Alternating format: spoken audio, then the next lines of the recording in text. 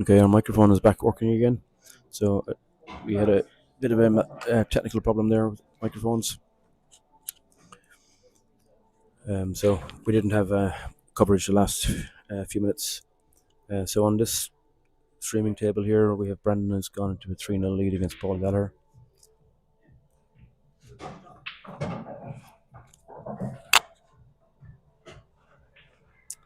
We've Craig Cadigan sitting beside me is sitting waiting in the semi-final, waiting for the winner of this match. And David Ryder is in the other semi-final, waiting for the winner of Cathal McLaughlin and Jerry Ryan, myself, which should be on shortly enough. Cathal has entered the arena.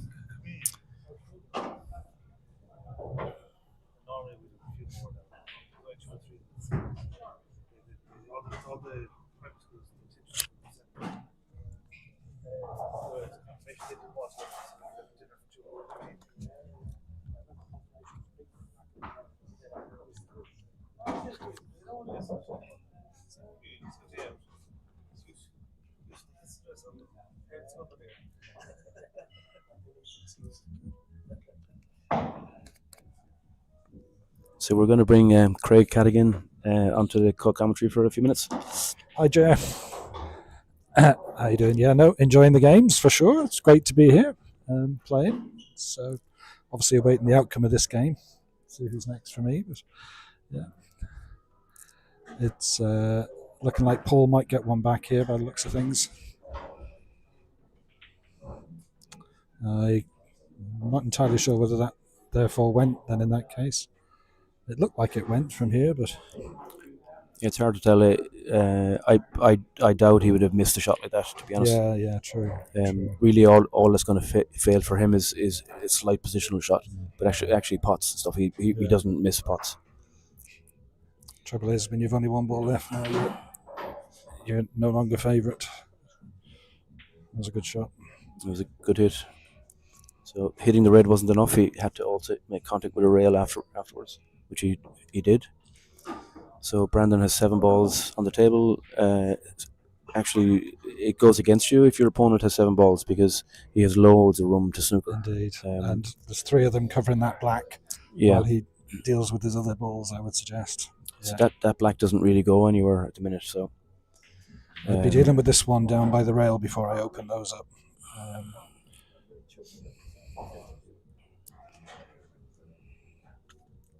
So I would say Brandon actually went for that. That was a great shot. That's a fabulous shot. It's a fabulous shot. Yeah. That's worthy. Yeah. So I'm pretty certain Brandon went for that pot. But that was a super out by Paul. Super out. Very good. So it wasn't just the pot; it was getting the white on for the. Yeah, but they call him Paul Steady for a reason. He's generally speaking, I see he doesn't really miss pots. He's very steady. Yeah. That's why they call him Paul Steady. He's very steady on his shots. His putting is very accurate. That was all about breaking out that yellow to get onto the back, which he nailed. That positional shot was amazing. 100%. That would make the highlights reel. It will. We're going to do a highlights reel. Well, yeah, you might.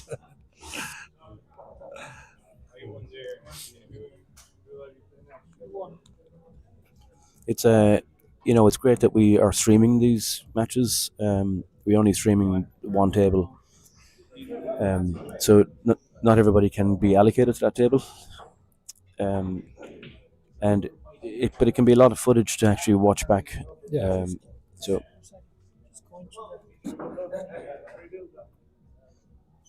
The shield there. What was the score? Martin, score. 4-3. I don't even see it. Where are you? Oh, you're there. Winner of, what's that, 28? Yeah, you're playing Stuart or Kieran. Have to read the big boys eventually. Is that still live?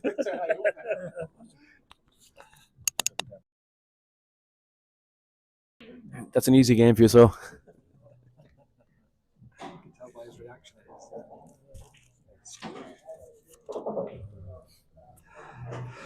I didn't see the break there, but those balls look rather congested.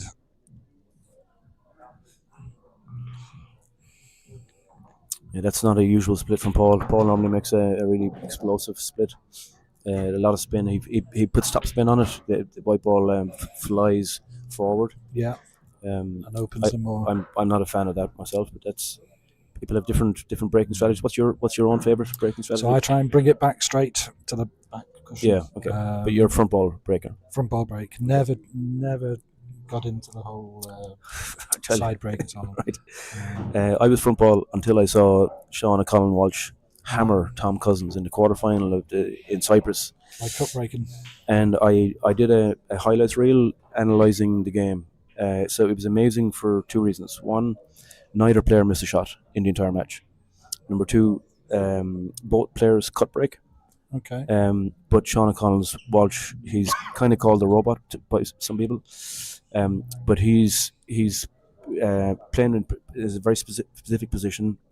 He's aiming to pot the ball that he hits first, the second ball down, the red, into the left middle pocket.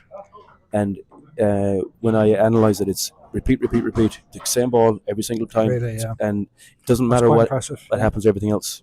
So I've been trying to replicate him, and actually I got it 4 times in a row at home, which I was really happy with. Is that what you do now? Do you cut break now? So I generally cut break. So I practice. So I bought a matching cue. I have a Tom Cousins limited edition playing cue that I bought from the Ultimate Pool shop. But I bought a matching breaking cue last Friday week or 2 weeks ago when I was in the Ultimate Pool Challenger Series with yourself, and I love it.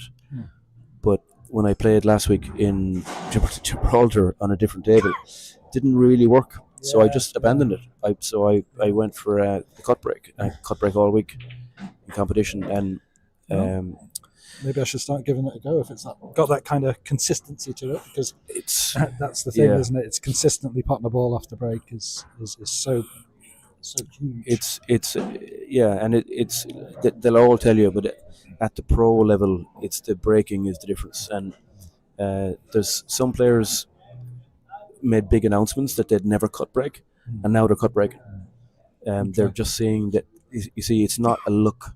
Sean O'Connell Walsh doesn't break by luck. He's aiming to pot the ball that he hits repeatedly into the centre left pocket, and that's what he gets, and he nails. Do you think the Rassons have had a factor in success of the cut break as well, with the more generous middle pockets? Yeah, so I did it 4 times in a row myself at home, but I can't really do it reliably on a Winner Supreme, these tables. So I switched to started with cut breaking last night, but I switched to front ball breaking, and I was happy with that. I'm not quite sure what I'll do from here in. So I'm playing Cahill now in the quarterfinal. Yes. you're going to have me watching your break now. But it's a decision that everyone has to go through. Even the pros. It's amazing how the pros even have to. They switch. They abandon. They come in with a strategy and they abandon it. The only adjustment I ever make if I'm getting dry is just moving it in and around that line. I don't move it very far off the centre too much. And that's about the only adjustment I ever So tend to you're make. right in the centre. You might be left or right by an inch or two. Absolutely, Yeah. Okay. that's it. But you're drawing that white ball straight back up the middle, and That's the plan. yeah. So I'd call that a very stable break. But if Obviously you're prone to just bad luck, of course, but at least you're having some degree of control. yeah.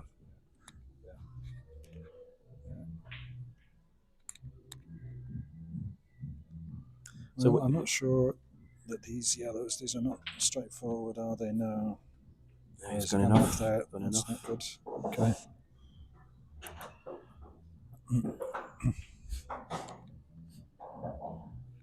Obviously, Brandon's been doing very well today, so I'm assuming this is going to be well within his ability to take these out.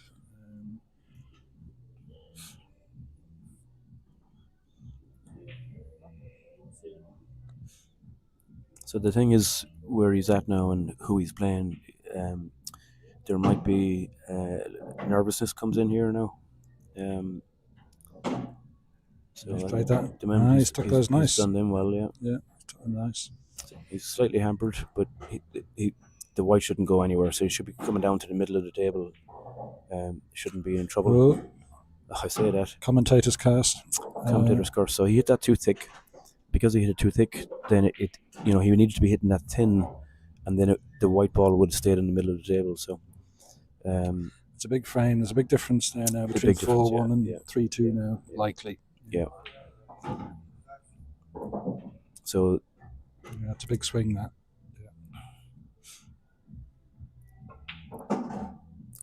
Mind your white. Okay. That's a great shot. Yeah, he's good. He shouldn't have been near that white. That middle pocket. But anyway, that's a good finish. There's mileage in this match. Yeah.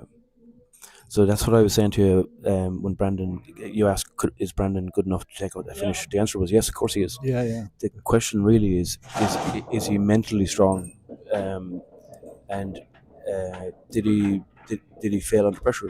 That's what it was. All right, I'm getting the call. Cahill and Jeremy. Table 2, Cahill McLaughlin. Switch to the other stream. Cahill McLaughlin, Jeremy, table 2.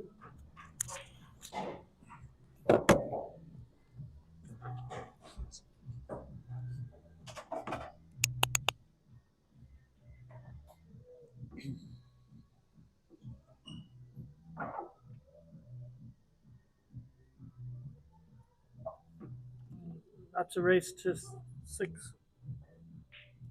A race to 6. Hold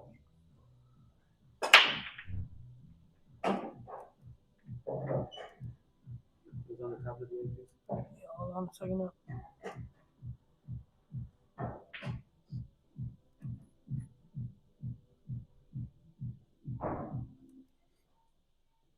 Is there a tablet down there, yeah? Table 2, yeah? Tablet 2.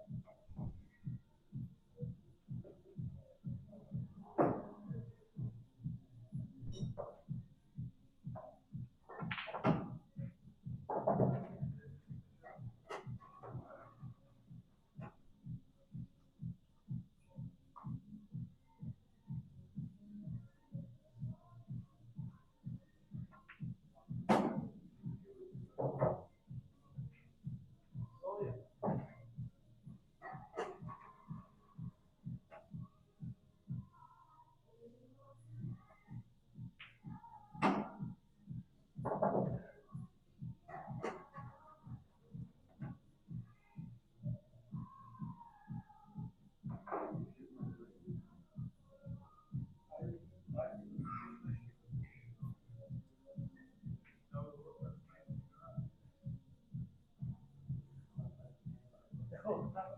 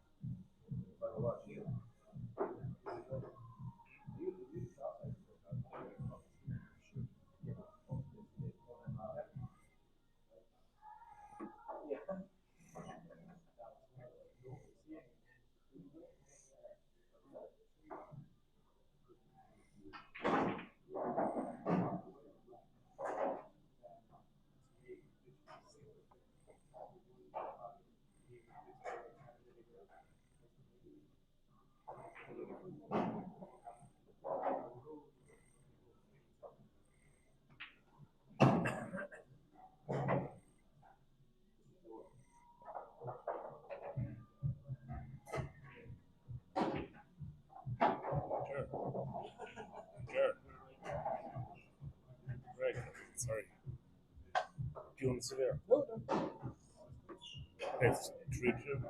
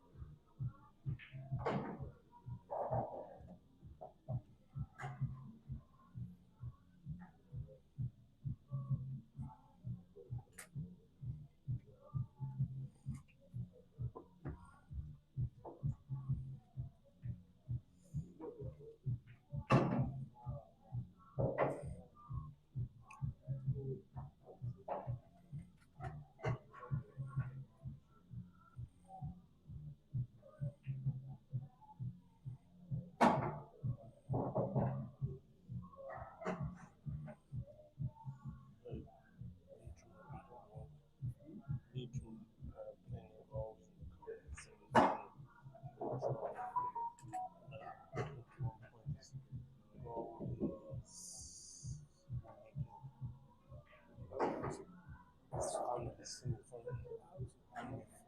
Each one got the winner of Mayo or Roscommon. Mayo are playing Roscommon tomorrow.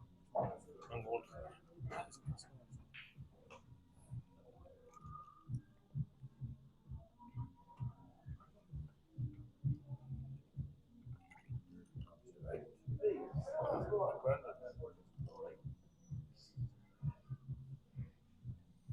Will you come up here now? Or is it?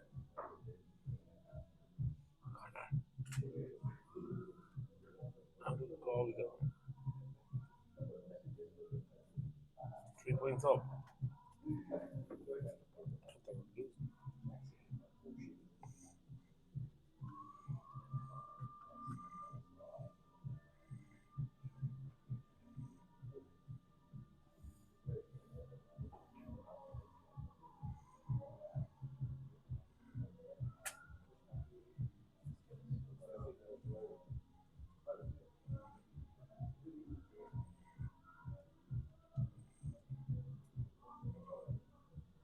East Coast. Liverpool and United have the same points. Liverpool 58. Man United got 58 points and Liverpool got 58.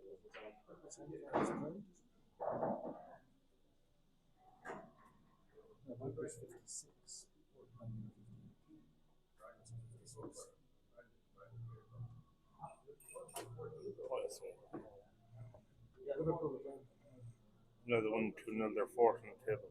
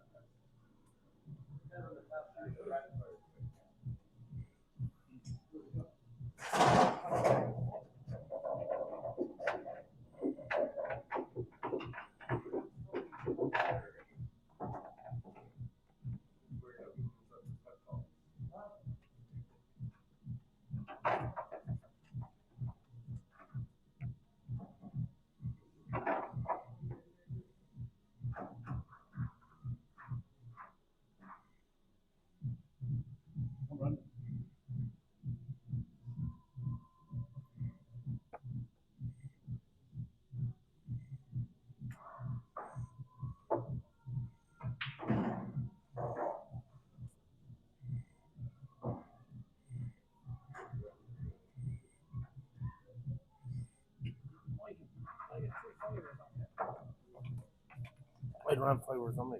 No, I'm there. Oh, sorry. Two.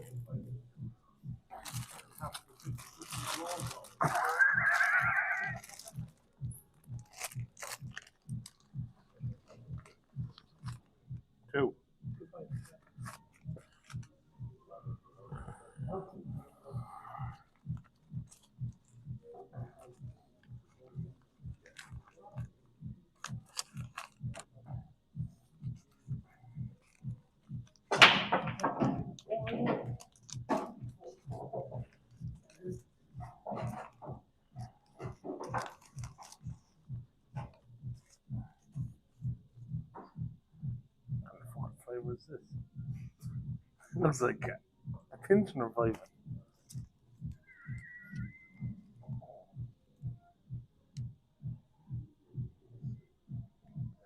Oh.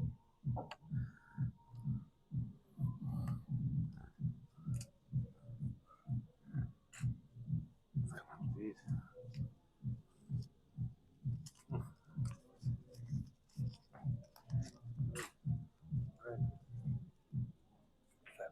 Fell apart. No, I'm not doing it. I'm just fixing up the money. Yeah.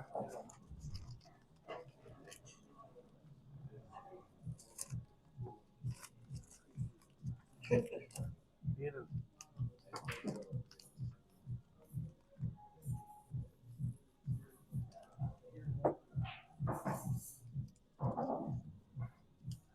Peter. Peter.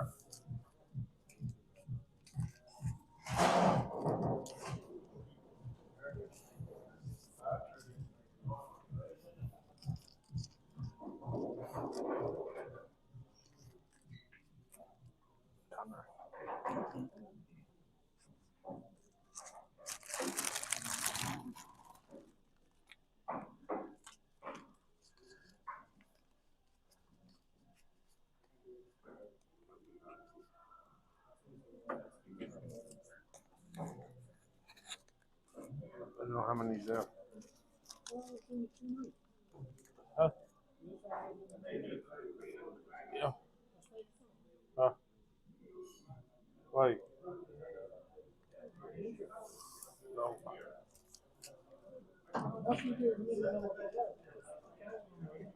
Yeah. We know when numbers gonna come out. Huh? Look down the bottom. Huh? No, sometimes I do a different number too.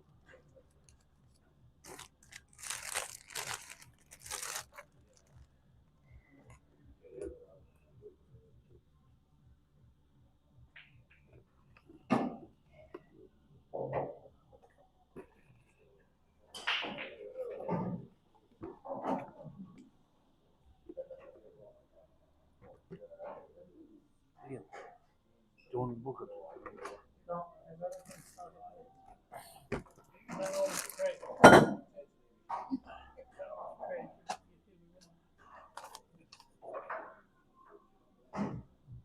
Thanks, Craig. No, I'm not jinxing anything. Yes.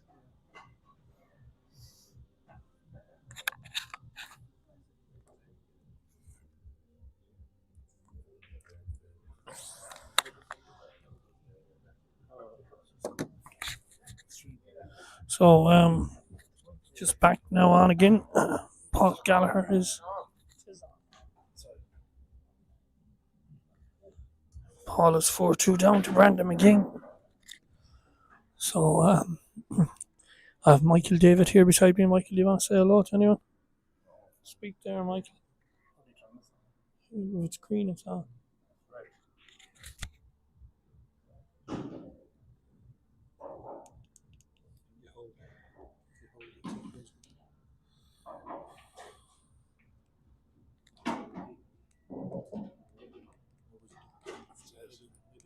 I do the microphone.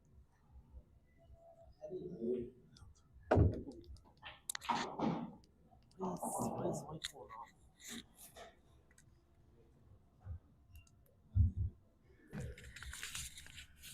So, do you want to say hello to anybody down in Everest there? David Ducey or any of the boys? David Ducey's not a good player. He's won 2 majors. He's a very good player, yeah. Yeah. Jinxie is watching up there in Castlebar. Give a shout out to Jinx. What's cracked, Jinxie? Ian Cheese not doing 3 in a row this year. Can't win them all. Can't win them all. Have to give it to someone else now and again. Jeez. Greg Cartigan might win it. Yeah, he might be going across the sea with the Sterling. He might be going back to England with it. Yeah, I don't know why you're allowed on a plane with a cup though. That's the thing. I have to leave it here.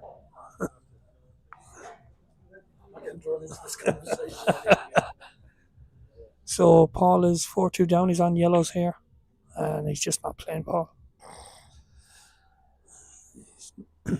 Well, we've had a few of them today.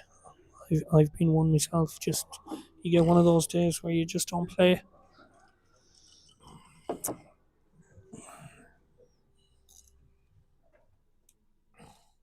Just want to say a big thank you to Jack Kilban, Jack and his dad Aidan. Jack has done Trojan work in relation to this competition. So well done, Jack. And as I said before, the future is bright in Achill with the likes of Jack involved. So well done, Jack, and keep it going. Michael David here, he's looking at the 50-50 draws again. He's notorious for winning those 50. Notorious for winning those 50-50 draws. Over on the other table, it's quarterfinal. It's Carl McLaughlin is playing Ger Ryan. I tell you what, you want to see Ger Ryan's suitcase, ladies and gentlemen. It is, my God, this is what Ultimate class. Pool and everything is now. You'd nearly fit a body in it.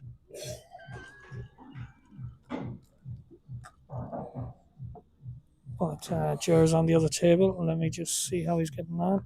He's actually 1-0 up. It's 1-0. 1-0 up. So Brandon is on reds here. I think he's going to snooker. White stayed in the jaws. I guess he can hit it, Craig, can he? Just hit the side of it. Yeah, he could hit it. Craig is the favourite Yeah, to look, win it this year.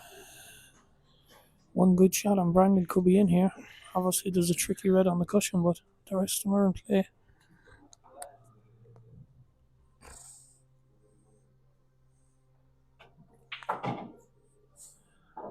No. Oh, the white's gone. This should be 4-3.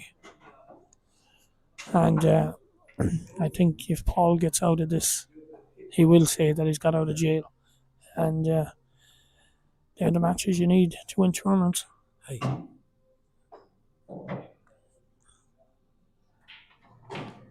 So it's 4-3. It's 4-3 now. And yeah, the momentum is a with great Paul game at the moment. against- Even though he's not playing well, the momentum is with him. And Paul is a very fast player, so Brandon will try and slow him down and go to the toilet and do what you do when you're playing fast players, I suppose. It's going to be a tight game now. It's 4-4. But yeah, anybody that's watching there across the world, send us in your messages. What's the ratings there? There's up with 60 viewers so far. So we'll be looking to get over 100 to 200 later on this evening.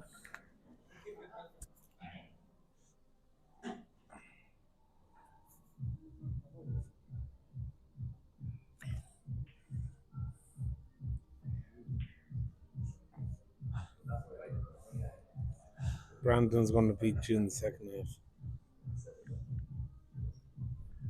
Hey. Oh. Go in. It's over.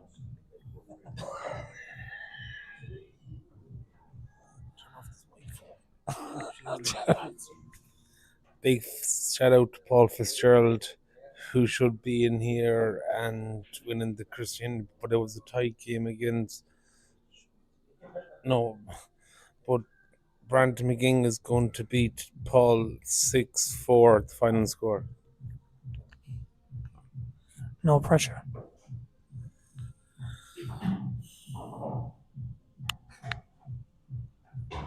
Everybody is stunned.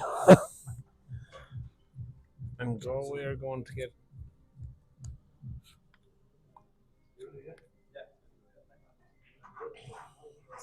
Do me a favour, would you run down and see what the score is on that? Oh, you might do a bad job. No, I need to see the score. On Update it. Eden.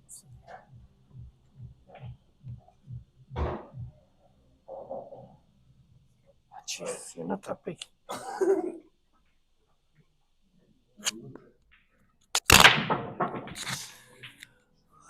So I'm just going to welcome Craig Cadigan here, who's come back from the UK to play in this competition today. So welcome, Craig. I know you were speaking earlier on there, but how have you enjoyed the experience so far? It's been absolutely fantastic. It's very nostalgic for me. I've not played competitive pool in Achill since you were a young 80s. fella. Yeah, I think it was probably the 80s. Yeah. So it is. It's very nostalgic. So Yeah, no, absolutely it's, fantastic. It's great to see it embedded in Achill. Yeah, it is, to be fair. And you've played, I've kind of seen a clip or two of your games today, and you're playing decent enough. You know, it's a little pity. inconsistent. Some It's good. a pity now that I didn't go far myself in the main competition to have a game against you. But look, you have actually the winner of this match, so you're keeping a close eye on it. As I say, Paul hasn't played well, but look. I have the benefit of not knowing anybody. Yeah, that's true. That's true. It's probably a bit And of you an just advantage for it me. is. You just play your game, like, and you don't, so. Absolutely. But they're all tough. They're all tough games. Yeah. And you play a bit over in the UK, obviously. I do.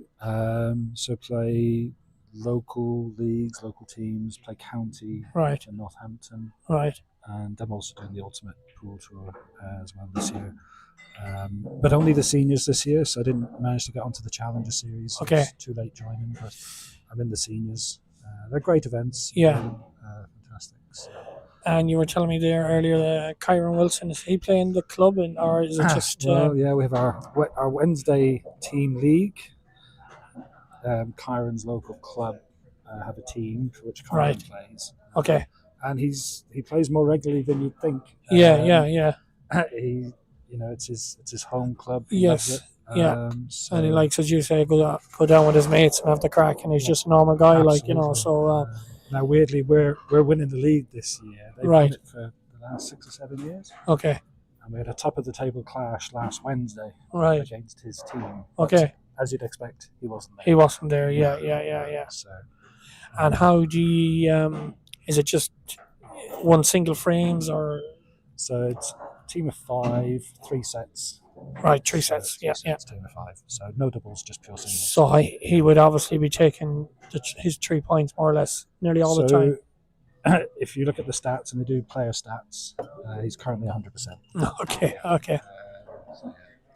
But some experience just to play the likes of him. Oh, And, fantastic! Yeah, absolutely.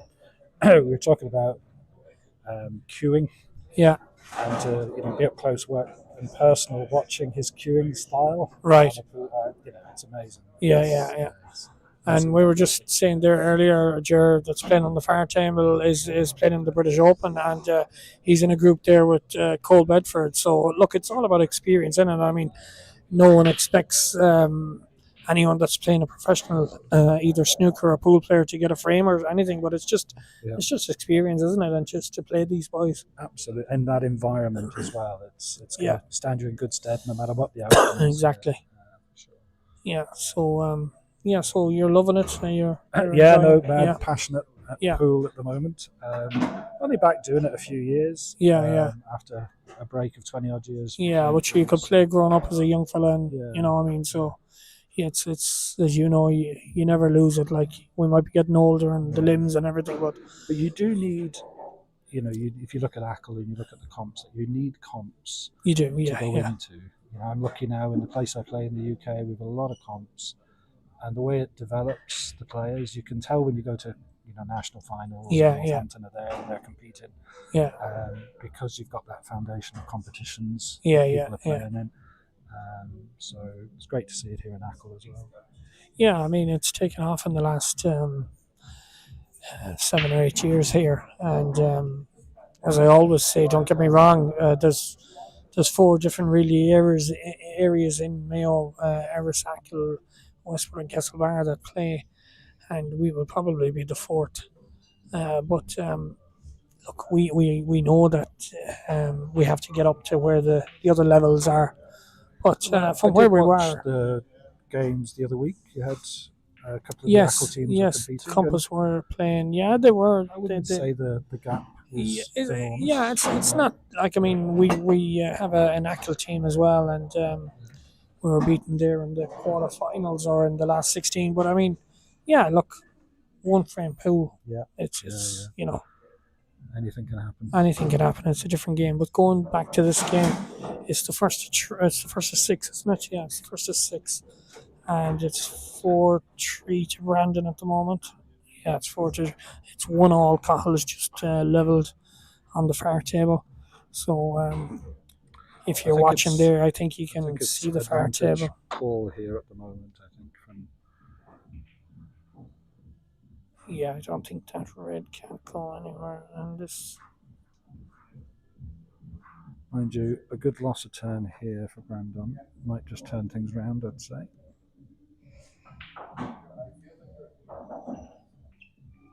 That's good. Yep, that's a good shot. I don't know if he's left a gap, has he?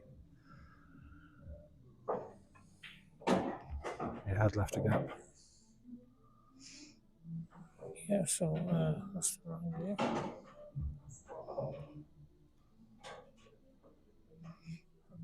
Because you need to drag that bar over. Yeah, do that. There you go. Yeah, so.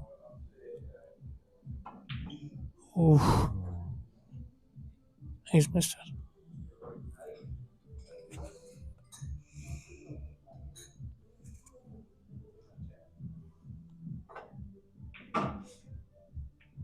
Oh, Well, This- it's a stroke of luck. could put Brandon on the hill. Did not go the other way. I would, yeah. Thinking of the black. Well, to be fair, he's got a nice. Just needs to cue it back Screw it nicely back. now, and he's Yeah, fine. screw it back and just the black goes in the middle. Is it enough? Oh, It's hard to tell from should here. have screwed that a lot better than that. I think he can cut that. Yeah. You gotta watch the white here going across the table. I don't think she'll actually. I don't think it's in and off, but Paul is chalking his cue. He's getting ready. Oh, Oh, look at that. Well, he's had a bit of luck there with the white. He's going to have to Uh, swerve this.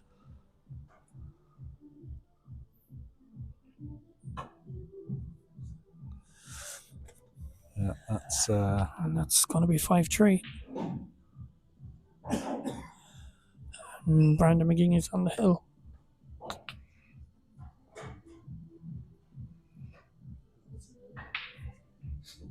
So you were jawed. Should have put fucking. I didn't think you could get it properly. Like. So it's 5-3 to Brandon. He needs one more to advance to this semi final. And we're playing the man here beside me. He took over Michael's job. Well, Michael, you'll be getting it back soon, maybe. Michael It's is. okay. It's not paid, Michael. Michael is. It's not paid. It's not paid. It's charity. Michael is waiting for the 50-50 draw. He's an expert at winning all these draws. Every time he gets pulled out, I don't know how he does it. But yeah, so on the other table, looks very scrappy, that far table. All the balls are down That looks horrendous. in the bottom.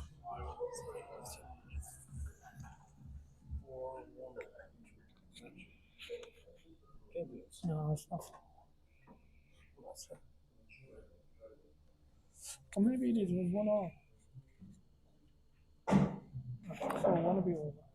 So both comps are fast approaching the semi-final stage. Then Yeah, so in the it's going to be the race to 5 in the semis of the Shield, and the semis will be the race to 7. Michael's phone is ringing here. Some queer one.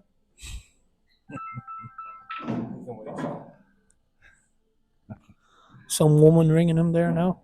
Meet him tonight. Tinder, huh? He's on a date. Yeah, I'm trying to win the 50-50 berth. to win another sauna.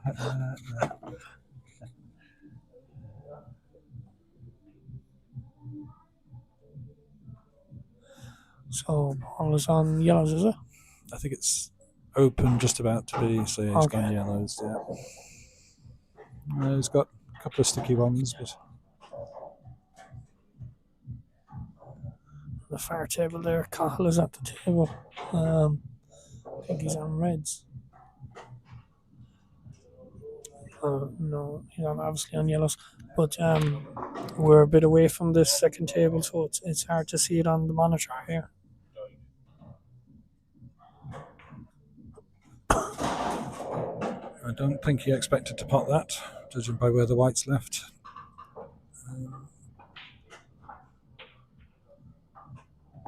So yeah, the black. She's out now. I guess it's tense for both players Yeah. now, with one on the hill.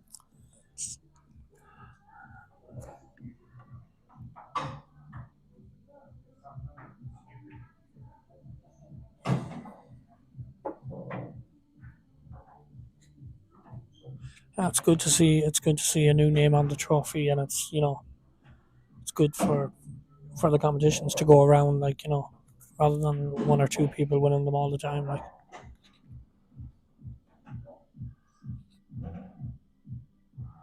So is Brandon from Ted's? he is, He's yeah, one of the yeah, Ted's yeah. players. And actually, Paul is Ted's as well. Okay. He didn't play this year in the Pub Blue leagues, but Okay. he's He's a Ted's player as well, so 2 Ted's lads.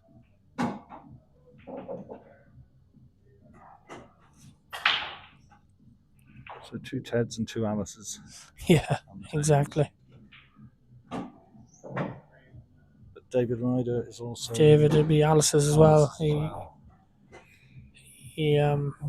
Yeah, so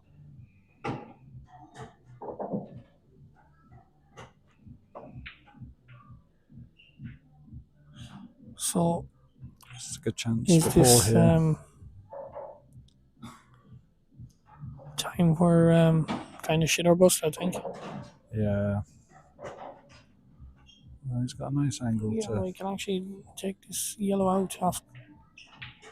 Yeah, he's That's done it. lovely, yeah. He's done it. I think we're going. Does that yellow go 5-4. past the red? Into Yeah, the I think it corner? does. Yeah, it does. Yeah. Yeah, gonna be That's a strong 5-4. strong frame to win this one.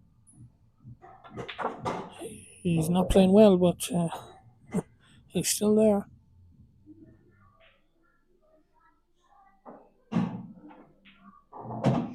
So it's 5-4. Just on the far table, Jer Ryan is at the table. Jer's on reds. Yeah, here's a shot at this into the top right hand pocket. He is. He's got it. I cannot see. Paul is in the way, so I cannot see where. I think he might be snookered there. Yes, well, He'll have to bend that a little bit. he'll have to bend it. He can see, he can hit it, but to pot it, I think he has to bend it. And there's a good distance between white and black here. Not sure if we'll be able to see it. No, he's come off the bottom cushion. But I don't know, has he left Cahill now? Oh, he has, yeah.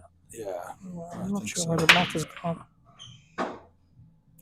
So it's unlucky Black there has from gone over the Paul middle. going in off that break, and they've opened up very nicely. I think those have, yeah. reds look quite nice. I mean, they all go, but reds Let look a little Cahill bit more hasn't out in the stopped. open. Oh, he fluked it. Tell Ian to check the live comments on YouTube. Look. Yeah. Somebody called Jason Cattigan. Never heard of him. Never heard of him Never either. heard of him. Jason has texted in. Jason is well known up here. We'll be playing against him, unfortunately, in a few weeks in Killarney. But wish him and Kerry well in Killarney. So he texted in. Craig is obviously his brother. And he said, well done all. Great event as ever. Sorry I couldn't make it, but looking forward to next year already. He doesn't give you a mention, though. He wouldn't give me any credit at all. No, you were getting a bit of a slag in the last time on the thing. So there's a reason he's not here. yeah. He's afraid to play, is he? He is. Yeah. What else would I say? Jinxie. Jinxie said Paul is nearly breaking the speed limit around the table. Well, yeah. Well, anybody that knows Paul, that's the way he plays. And he's not going to change now. So keep your comments coming in. 68 views at the moment.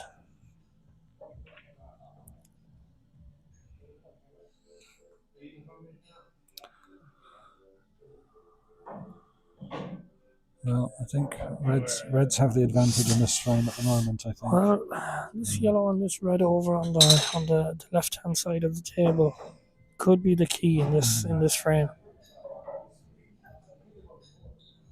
I know Paul has he's got another yellow up the top there. That's not easy. Yeah, look, it's not an easy finish. This he's not going to finish it, but I mean, He's got one of his yellows off the cushion there.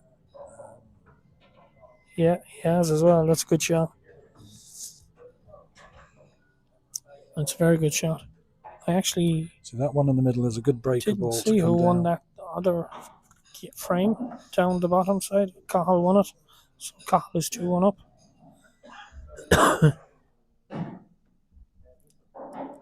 So Craig, that yellows, it goes, does it? The other yellow here goes as well eventually. I think so, yeah. That's a lovely breakable to open this out. That one there. Yeah. If you were to get on it at the right angle, fairly straight.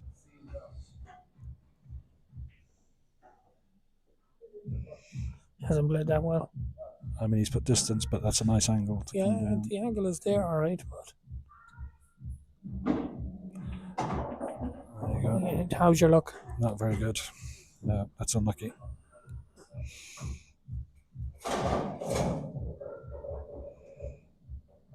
It's amazing, isn't it, how all you need is to play a ball and it just lands like that. Tell you what, he's got to think of something here because they're all there for Brandon. They are. He'd have had work to do on the black as well, though, wouldn't he? Yeah, he did. Definitely would, yeah. The shield game going on down there. I must check the score on that.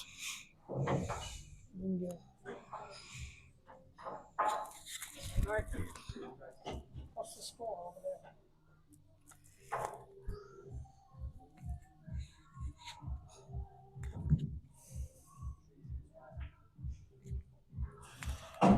It's 3-2 to Matthew Conway against Steve Gilvan. Shield in the quarterfinal, the race to 4. So just back to the main competition again. So just to tell you, it's 2-1 to Cahill in the far table, and it's 5-4 here to Brandon. And he's I snookered, didn't is see he? that, but Paul's got a good snooker there against Yeah, Brandon. I didn't see that either.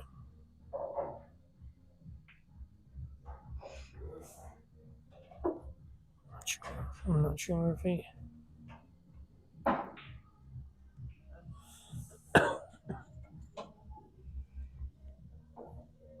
It's not easy, though.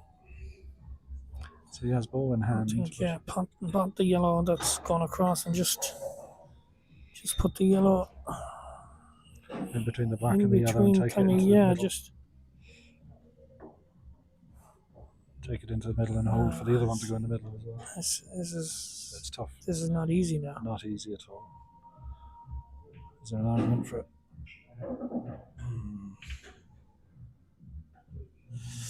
Well, when Paul Galler is taking this long to take a shot, it must be not easy out there. Because Paul is, as Jinx said, speed pool.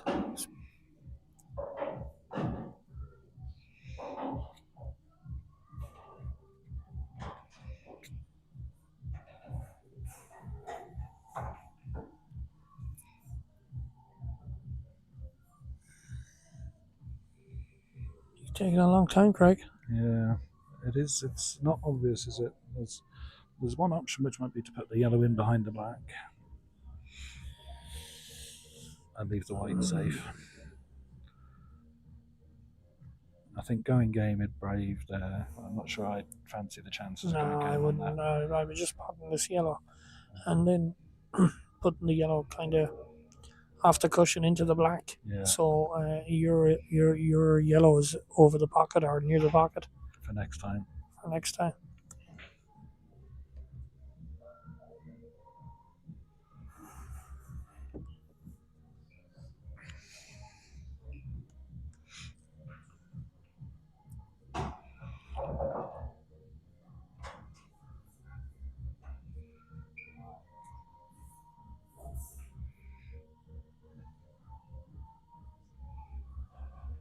See, Kieran McGinty has landed back in to the arena. Kieran, of course, is still in the Shield, but would probably be disappointed that he's not going for 3 in a row in Achill. I don't know the way the yellows landed up against the black there now. Makes that rather awkward. To be fair, now that's a good shot. What he's played there. No, I don't know what ball in hand is going to do. But this is it. The way that yellow is up against the black is a bit horrid. The only shot here is to come across and in between the two yellows and hit your red, which is what he's going for. He's hit it the wrong way. Yeah. He's very unlucky there, actually. This is still not easy. This can't go, no. Couldn't see You've it. got to deal with the yellow by the black, I think, first. Yeah, that's the one, yeah. Will it go over if you put the white You down? just need to push it over and leave the white underneath the black. Yeah, Is yeah, what yeah. I'd be Play it doing for here, the I next time. think. Yeah. Yeah, I don't even think Paul has seen that.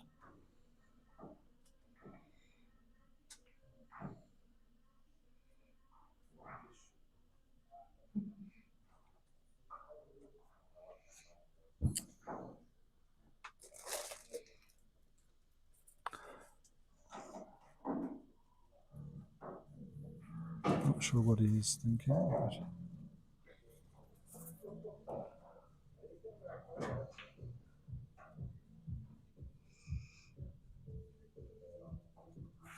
Yeah, I wouldn't be going this way.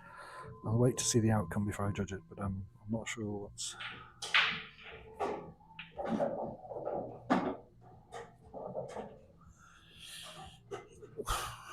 I don't know what to say there. Really, it was one less ball for Brendan, I suppose. That's just about going it. to leave the white long up the top. No? Okay. Oh, I don't know. This is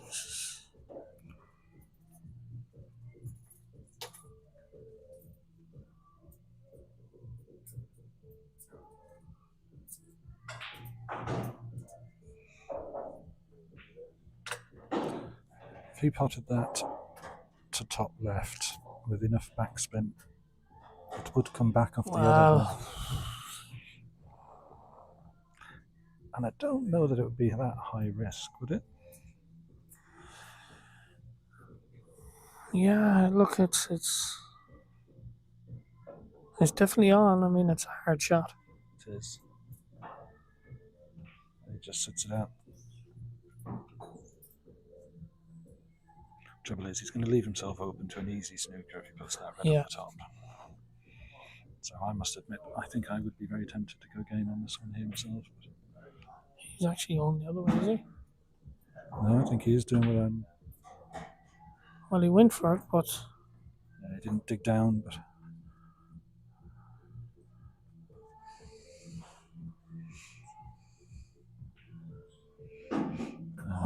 Should be an easy enough snooker behind the black.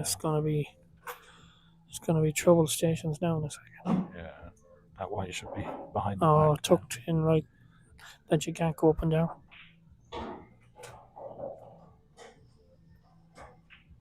Oh no, wrong shot.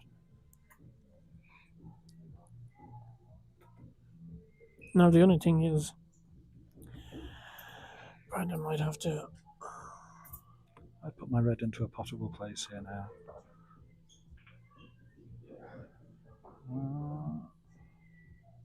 See, I'd have put the red in a potable place because I don't think Paul could have gone game. Yeah.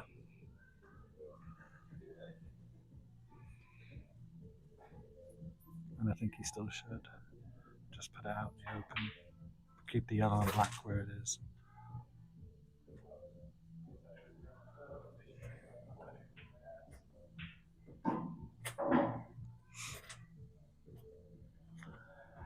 Yeah, that's not a bad shot because it's kind of forcing now Paul. If Paul moves this yellow or hits this yellow, you'd think he's going to leave it on unless the white is really tucked up to the cushion, bottom cushion here. He's going actually for this, but well, he played a good shot actually. Yeah, very good shot. Very good shot. Yeah. But still, Craig, I don't know what he's going to do with Paul in hand. No, agreed. He's not going to get it. That's unlucky. That's unlucky. Now, the thing about this is trying to screw in here. It's a plant, obviously. The black will go. So, I really don't know how. All you can do is get your yellow out and put the white behind the black. Yeah. This is the shot. That's the shot, yeah.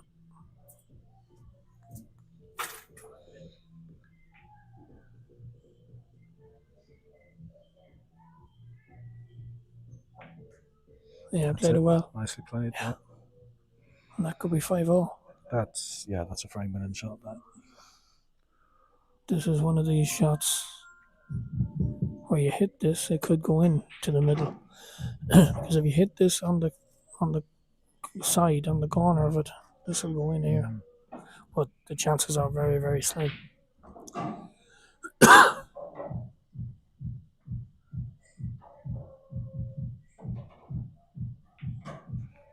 You hit it.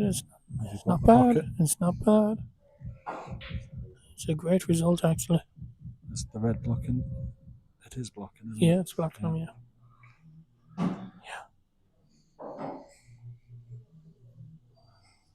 So what would you do here? It's an easy get out off the cushion here, but I mean, I think if you put in the head, but you yellow don't, in. you don't want to put the yellow. You want to put this yellow in play, really, don't you? You don't want to be. You got to leave the white over here. Yeah. Unless you can get that No, yellow in it's- behind the red, but then it's just a loss of turn and he'll put you in trouble. It's I'd be putting the white safe. it should be an easy snooker to get out of. Just off the cushion, side rail. I think he's And left if it. you, Is it? no, I think you can get it. You just No, snooker no. them, yeah. But it's an easy. But as long as you leave the white anywhere from the centre, the baulk line, you should be okay. On the cushion, That's a nice it's shot. a good shot. Yeah, it's a good shot. Nicely played. Yeah. It's funny how the advantage it's- switches, doesn't yeah, it? it's, Swings. it's, what you do here, really. That plant is not on, is it? I don't think so. I wouldn't have thought so. No, I think it's going away from the pocket. he's got to leave the white on the top cushion, hasn't he? Just skim off the top yellow and leave the white on the I top didn't cushion. even see that. I didn't even look at that. Yeah, that's actually the shot to do. Or not do that. Or not do that. That's a horrible way to lose. And Brandon McGing has beaten Paul Galler 6-4. And yeah. So, Craig, I want to wish you the best. You're Thanks, on next. Ian. So, Cheers. Thank you. hopefully, talk to you again sometime. And the best of luck in the semi final. Cheers, Ian.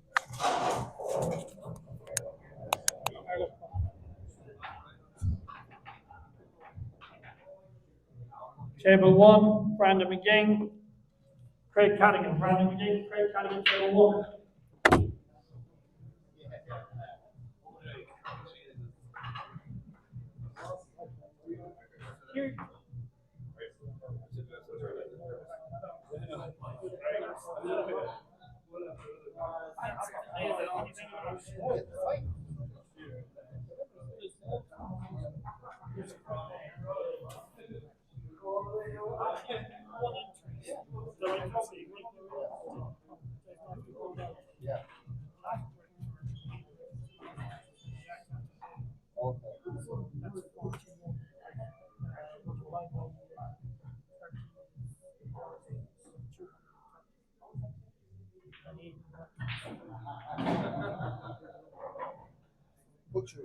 Aiden reckons there's a 200 come out. Yeah. Which whatever comes out, if he doesn't use the whole 200, he just goes. You know, once they are reasonable. Yeah. 125, 125. That leaves. That's 8, that's 6, 8, 8, 170. Yeah, that's right.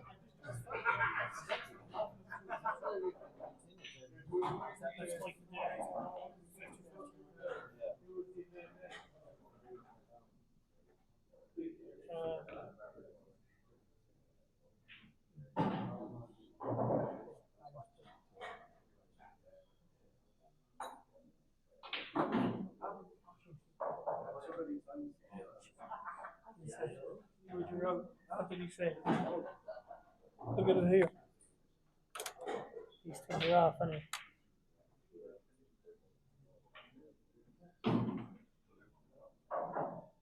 constantly breaking speed limit around the table. He has to slow down, clear the mission, and make a speeding ticket.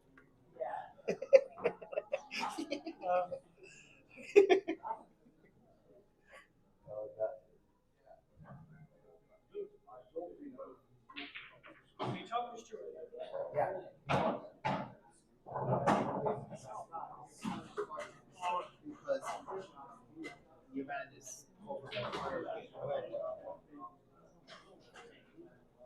covering the fire brigade.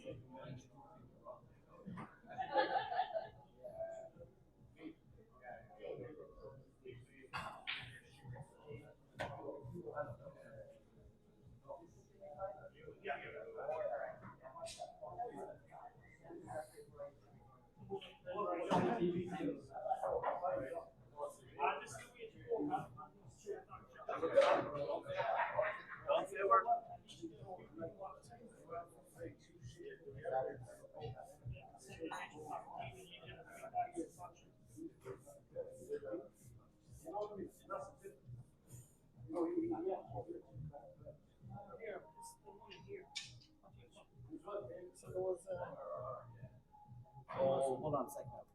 that's not mine. Nobody took the 50. No, that's like if David is doing that. So all the training is all organic. So you reckon that's true? I'll double check it out the next time.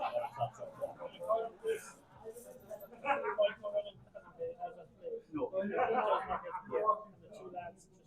So that's 41 while going back to 200. You reckon shoot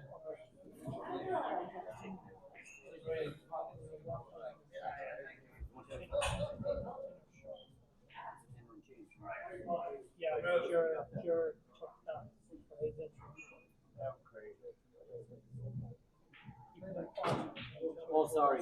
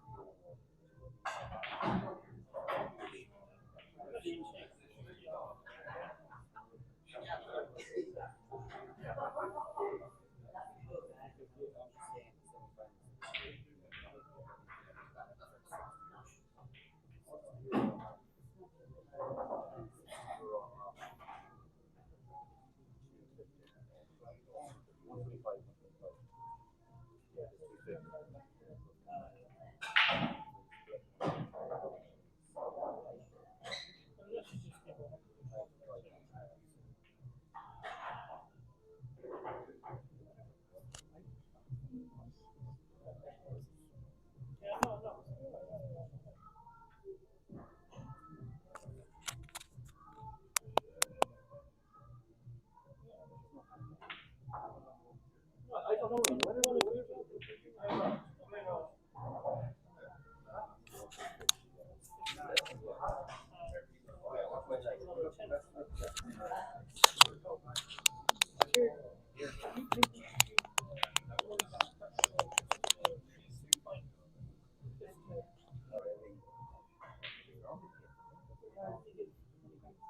are you going back in the cup?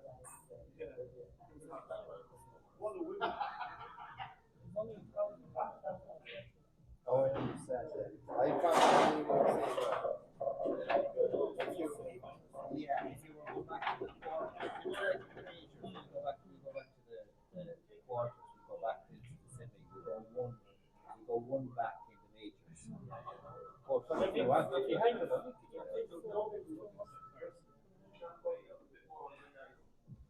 with the entry, always the lowest. Yeah, that's the lowest. The lowest. I suppose, look at the champion battle. Yeah, I tried to sell it straight. I have no clue. I couldn't do it other than I know that that's like tennis. You know.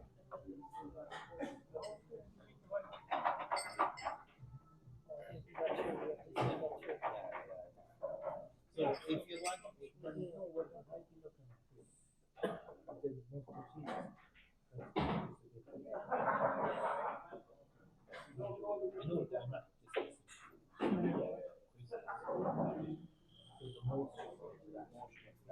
Yes. Well, I think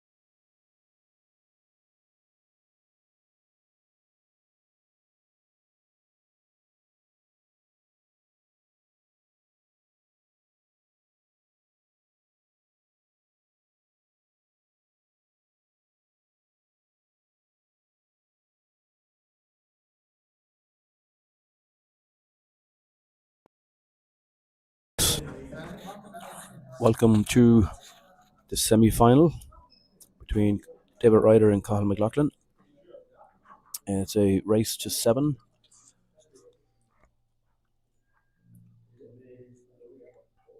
The winner of this semi-final plays Craig Cattigan, who is already through to the final. Craig winning 7-2 against Brandon McGing. That game started, it felt like only 20 minutes ago. Craig just lashed through that. Craig is the foreign player by big margin today. So we had a lot of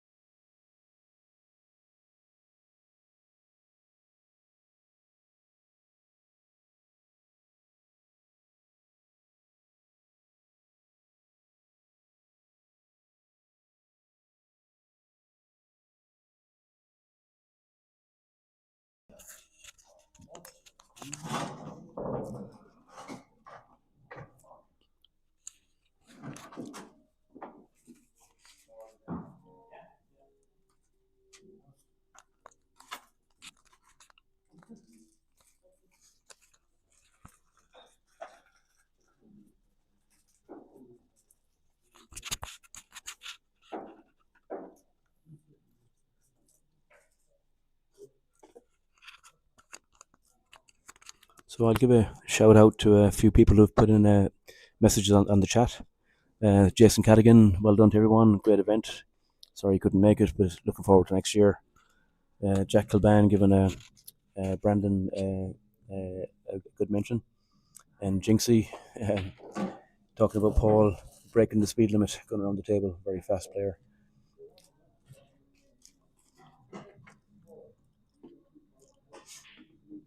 So lads, if you want to add in more chats, we can call them out on air. Jinxie, I'm sure you'll be next man in.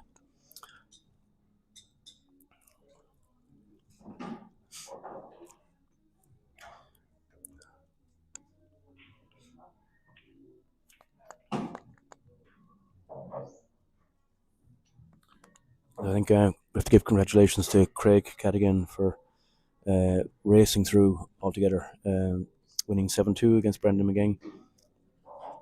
So Craig, yeah, he's quarterfinal 1-6-1. He's last 16. He won 5-0.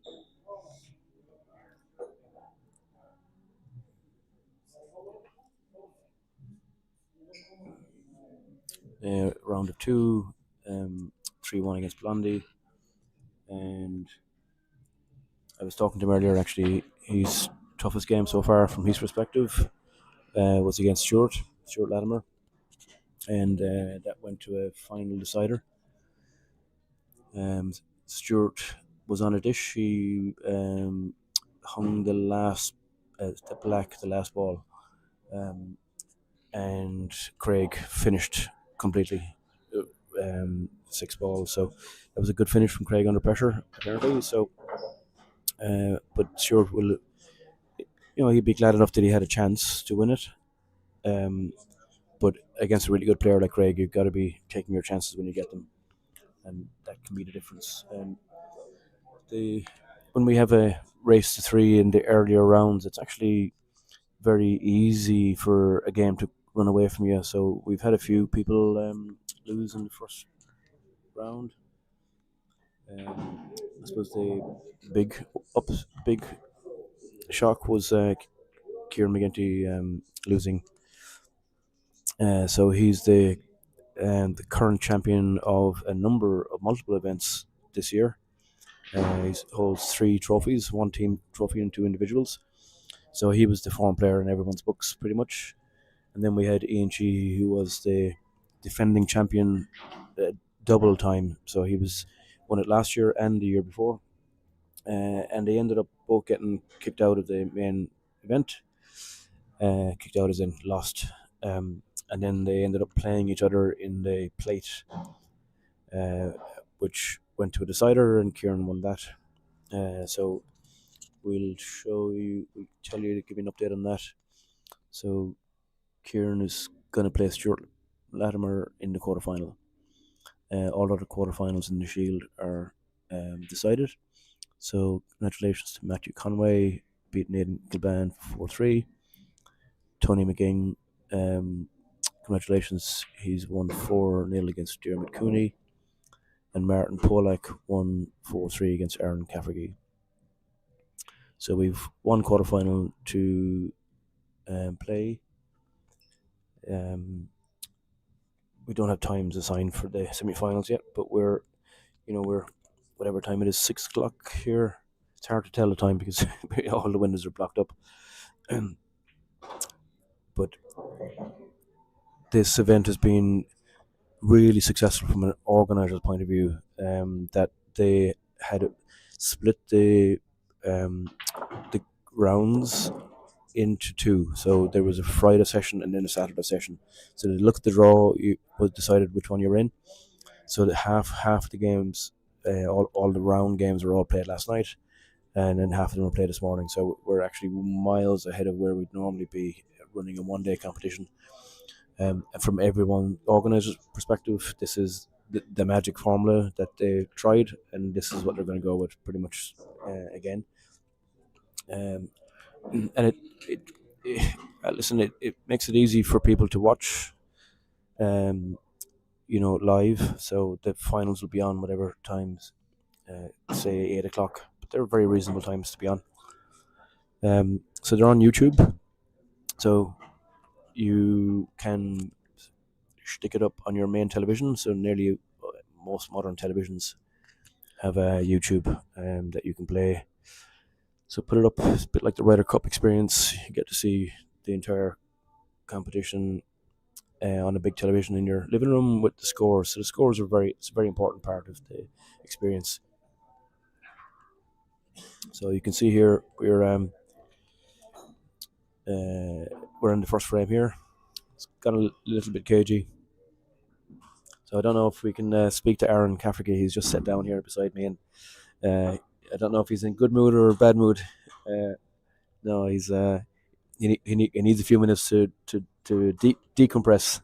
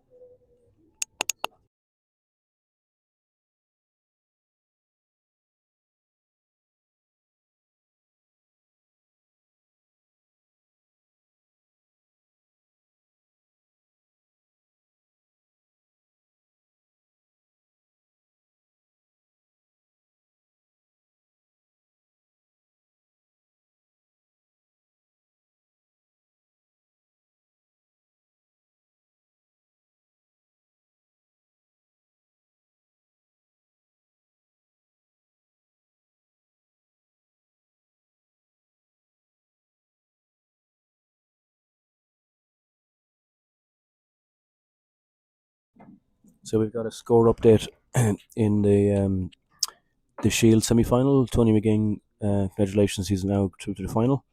He beat Matthew Conway by a score of 5-1. Well done, Tony.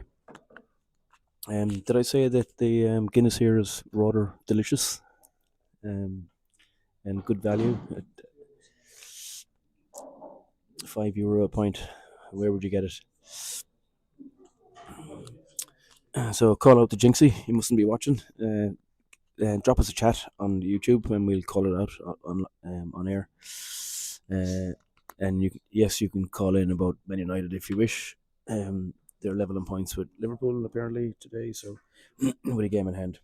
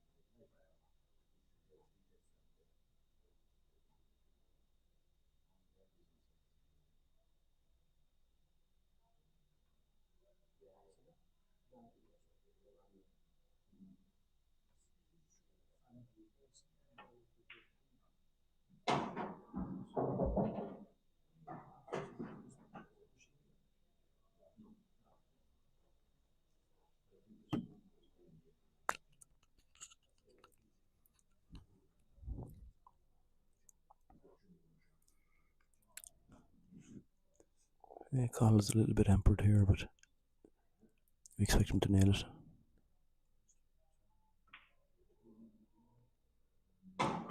Yeah, so well done, Carl. That's nicely floated in. So I played Carl in the quarterfinal, and I'm happy to say that was a really good quality match. Myself and Carl both played well. But in those scenarios where Carl is potting, he puts them in very dead weight. He doesn't move the white ball much at all. He's got good control of the white ball. There's many scenarios now where he other players would have flying put the white ball flying off rails and tried to come back again, but he doesn't. He hedges his bets on just rolling at dead weight and holding the white and giving himself a cut shot more often than not, which he's very well able to do. So, congratulations that you're in the semi-final. So from an Alice's point of view, so we're here in Oston and Lanakla. From an Alice's point of view, we're going to have a Alice's A team player in the final because both David and Cahill are both members and both current champions of the Michael McLaughlin Memorial Cup that we won for the first time this year. So a big shout out to all our teammates and that.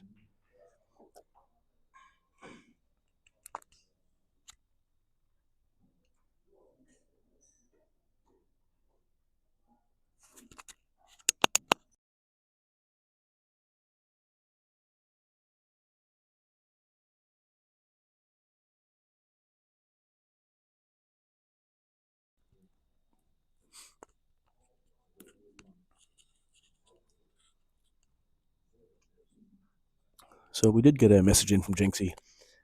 So he's hoping Cahill or David Ryder wins the competition. They're both well capable, and it'd be great to see either of them win it.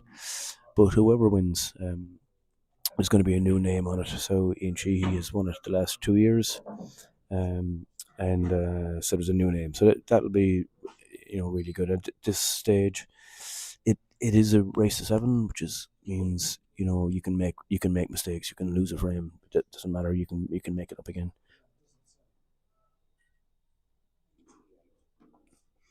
So what we hope for is that there is good quality pool played by both players. The first game was cagey enough, as in it took a fair amount of time to play out. But they're both patient players, so they don't force shots that aren't on. They don't take on kind of finishes if they're not there. They're both quite patient and very steady players. And when they go for a pot, they generally will get them.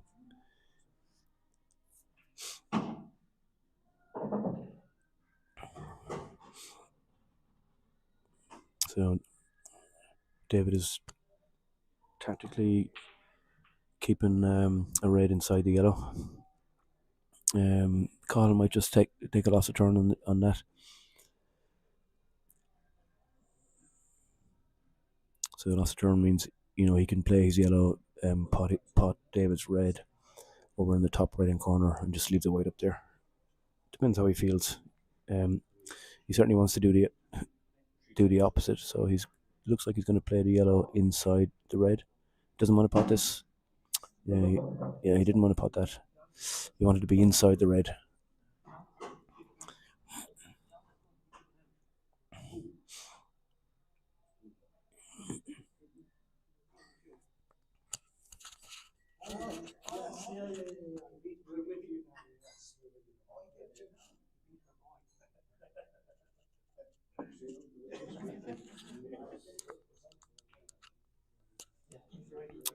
That's a nice shot now. So Carl took that shot because that was a problem ball that didn't cut into the middle pocket. So that ball is now in a potable position. So Carl will be happy with that. Actually, really happy with that.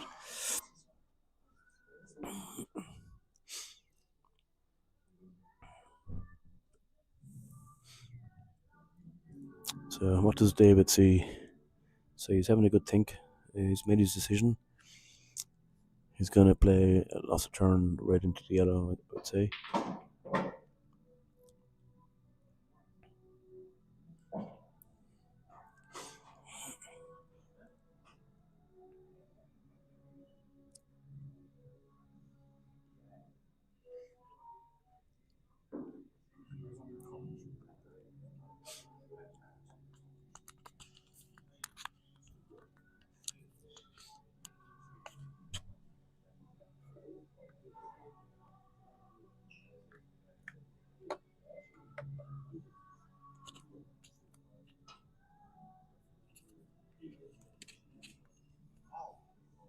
Oh, yeah. So he missed that yellow that he was going for.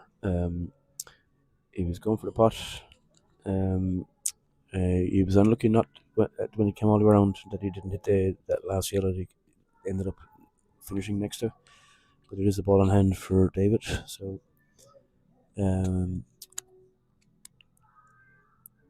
So although he deliberately left the red up on the top right inside the yellow to make it a problem for Cahill earlier, he now has to develop a solution to getting that out there.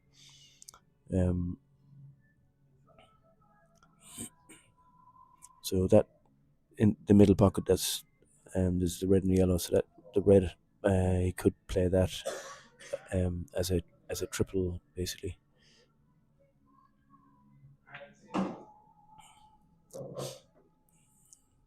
Now, if he's able to get up to the top of the table, he can play that red without touching the yellow. So that's he's got a good angle here now. Yeah, he's got a good angle here.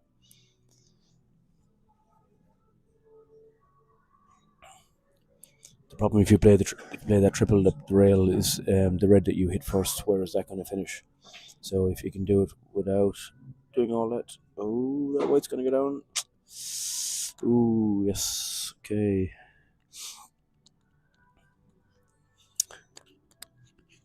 The finish was on. It was on, but it wasn't easy. So Cahill is going to use ultra patience here now. So he's getting rid of this problem red for him. He's playing a lost turn, and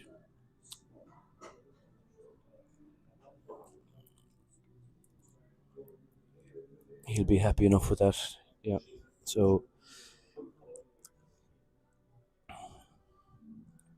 Cahill will feel that he's in control here, I'd say. But what can David do? So what David's going to hope for is that he's going to tie up one of the yellows and create a problem ball for Cahill.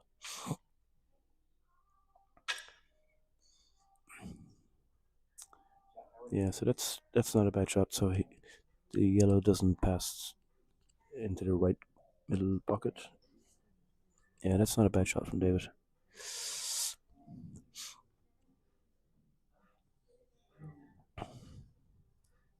So Lotus loads the yellows on the table.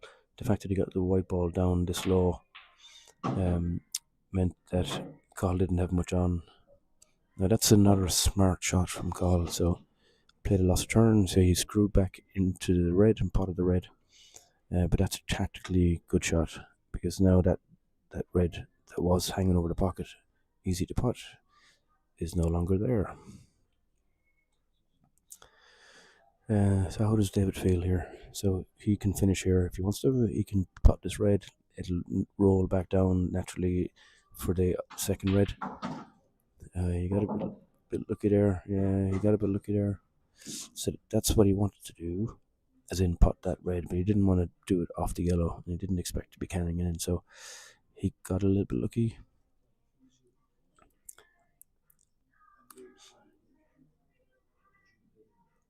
So we expect him to just float us in, and he's got the black to the bottom left. Yeah, so that's perfect control on that ball. So we're expecting the score to be 1-1. Absolutely, yeah.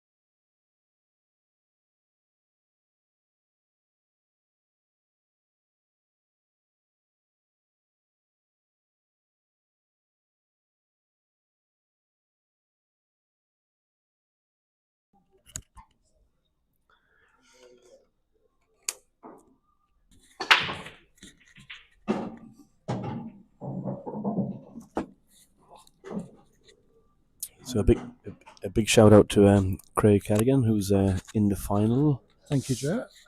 Thank you. Yeah, no, it's great to go deep. You're waiting the winner patiently.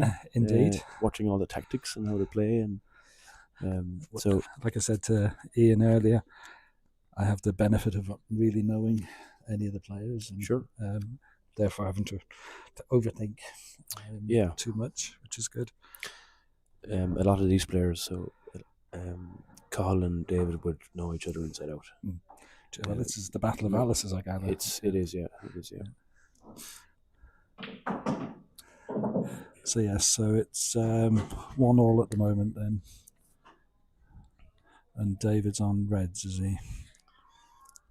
So it's not because we're here now, but I'd say you're the red hot favourites. You're the form would say that you're the man to beat.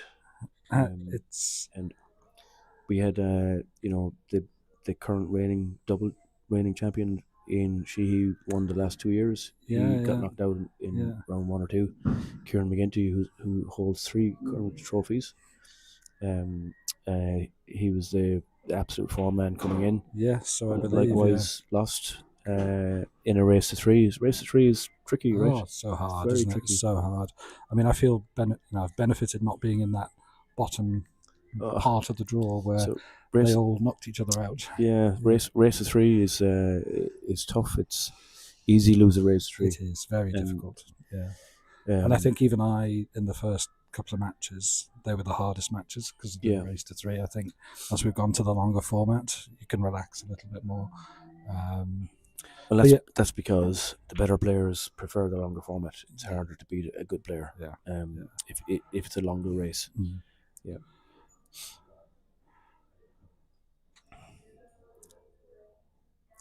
So, given that these two know each other quite well, is there an obvious favourite here, or are they all fairly evenly matched? That's a good question.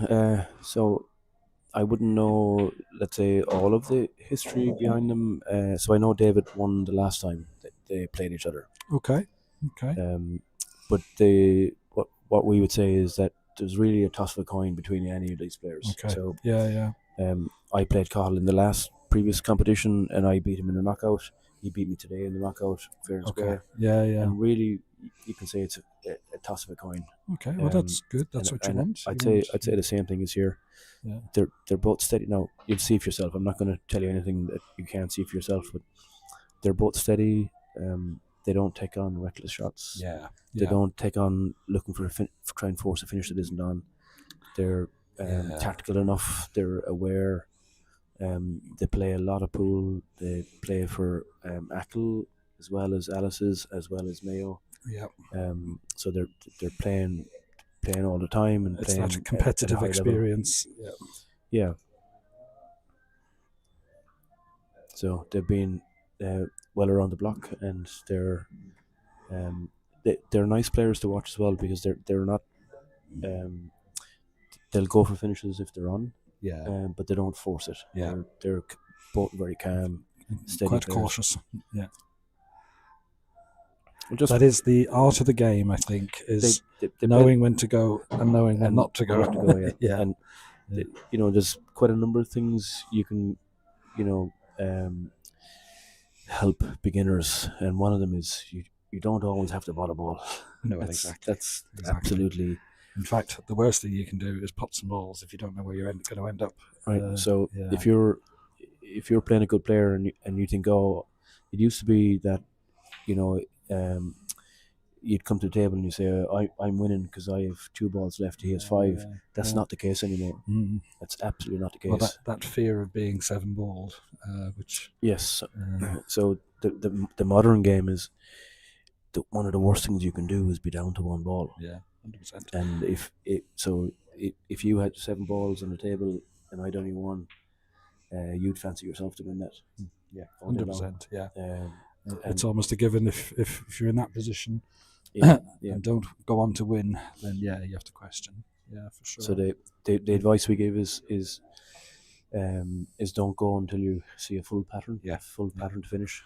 Develop your balls safely. And then go. So David has a hard couple of balls here. It's a bit like the first frame. Now the first frame got very kind of tactical and a little bit messy, but these guys, they won't force it. So you might see some players lashing that red and trying to break out the other red. You're not going to see David do that.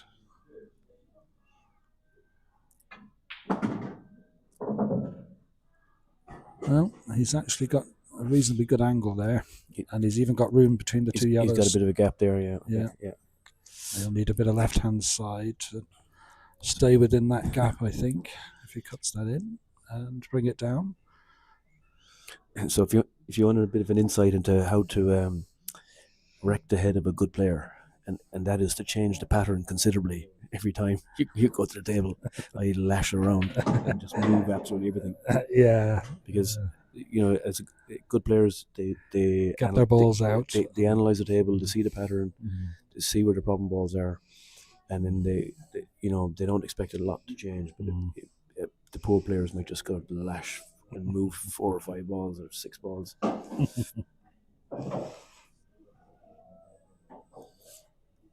Well, he's got a shot. This isn't easy. That's the thing. My point with them is that they'll take them on if it's there. Now it is a tough shot. It is a tough shot. Yeah, that's nice. Yeah, but Nicely done. They both have the confidence. Now I would have backed either of those players to get made that. to made that middle pocket. So, and listen, that's why they're in the semi final actually. So there's a lot of pool played last night and today, and to get to any semi final is you got to be playing good pool. So, And it's so often on these occasions it's on the day as well. So that was a tidy finish from David there. Now you saw, can he get in? And once he played his first ball, and he said, "Oh, actually, there's a gap." And he landed nicely for that. And then he came down completely, and he backed himself. He was going to leave himself at a very tough middle pocket, but he nailed it. He did. Nailed it, 100%. But you see the weight that both of these players play the ball is in their favour. So that's if they had hammered that ball in, these tables don't accept hammering the ball in. No, absolutely doesn't. Yeah, they're quite tight. Yeah. So this one's probably going to go the distance. In all money, we're going to get value for €1 we are on this table. Well, immediately you look at that table and you think, well, it's got to be reds, hasn't it? But there isn't an easy first red here. That's the issue. So I'll just have a chat with you about something else. So, have you ever played blackball? I do. I play blackball for Northampton back in the UK. Okay, cool. For county masters and county B blackball. We just had our national finals there in February. So we didn't quite go all the way in that, but we didn't do too bad. But so yes, but then I play international rules probably 90% of the time, and then when it's Blackball County Day, we remind ourselves what the rules are. Yeah. So the rules, I mean, they're relatively subtly different. But strategically, it's a different game, pretty much. Yeah, it depends. If you have an open potting game, it kind of doesn't matter. Yeah. When you get tactical and it gets a bit, like a tactical game, that's when the rules really come into play with blackball. So I've learned the rules of blackball only 2 months ago. Of course you did, yes. Yeah, of and course. Playing it all week last week. How for did you Ireland find it? in Gibraltar. So I got immersed into it, and loved it. I love the tactics of it. It's different, so it doesn't matter to me what the rules are.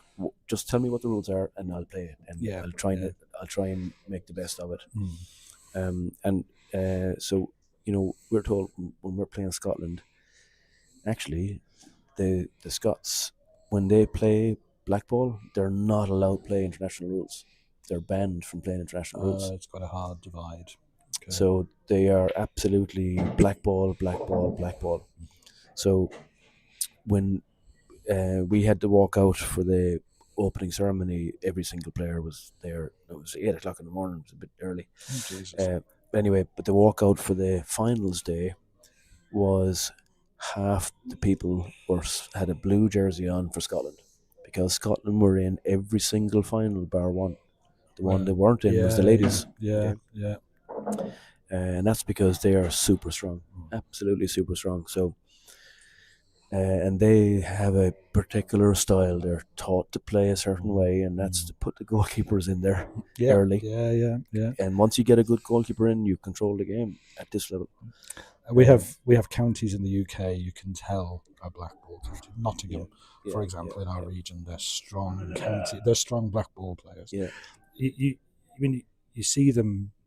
A lot of the players are in both, but you can always tell a blackball player by their style of play, for sure. Yeah. So, I mean, it's good. It's I mean, it is interesting to play that rule set. It's slightly less open than the international rules, but it's a good challenge as much as anything else as well. And what so I'm having spoken to a lot of them last week, what they people who are completely blackballed, they don't. A lot of people don't like international rules. They just think, oh, it's too easy. But then people who play international rules and they look on at blackball and never played it. They go, that's two shots. What's that first shot? That's all about. But there's a strategy around that too. I wouldn't criticise blackball. Yeah, no, I think it's a good game to play for sure. I think the harshest example of blackball I've seen is when you have a free ball, but the balls are all there. But the first shot they do is to take your ball and put it up against a cushion. Then you know you're playing a blackball player. Yes. Yeah.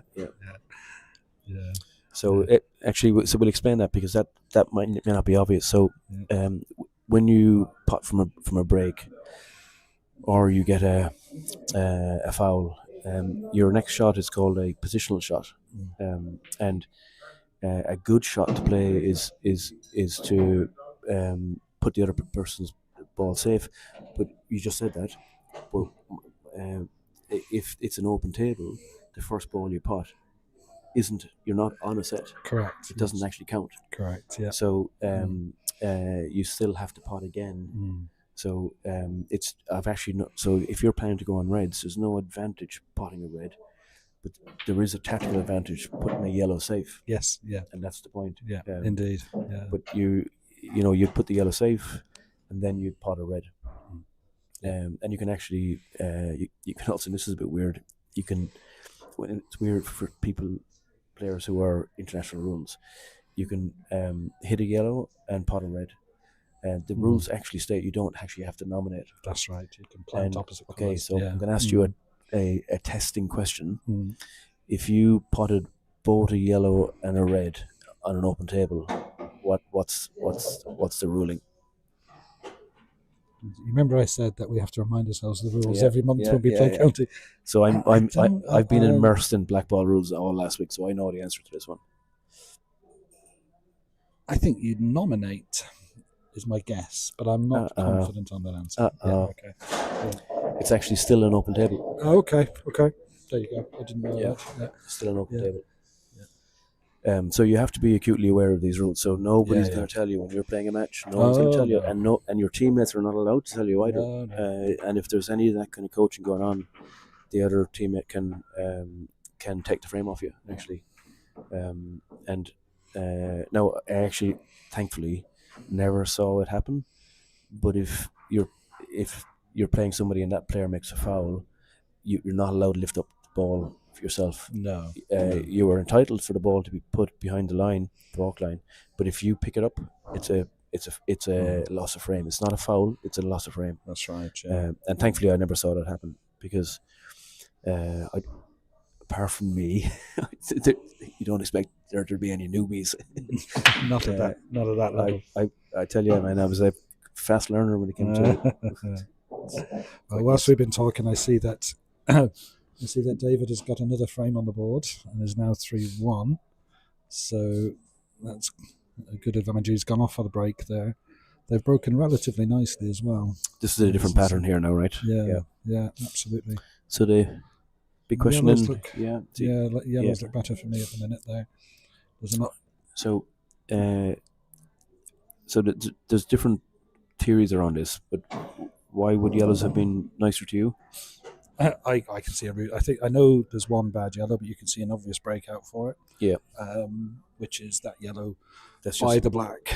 Yeah. The one next to the red. Yeah. So I would have preferred yellows for sure. Yeah. So you can see an obvious pattern there. So some people, the kind of my thinking around it is if the black is surrounded by a colour set, that's the colour set you want to try and get. Yeah. Because once you get rid of those balls, then that black will be freed up. If you take the other colour set, which have been reds,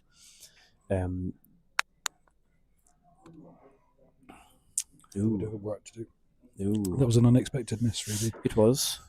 And why did that happen? and we know the answer, right? It's pressure of semi-final. Yeah, It's 100%. a little bit of tension in the arm. It's you wouldn't expect either of these players to miss that kind of a shot Ordinarily. in any normal scenario, but this is not a normal scenario. Well, Reds are not terrible, but there's work to be done here. It's not going to be an easy clearance. Yeah.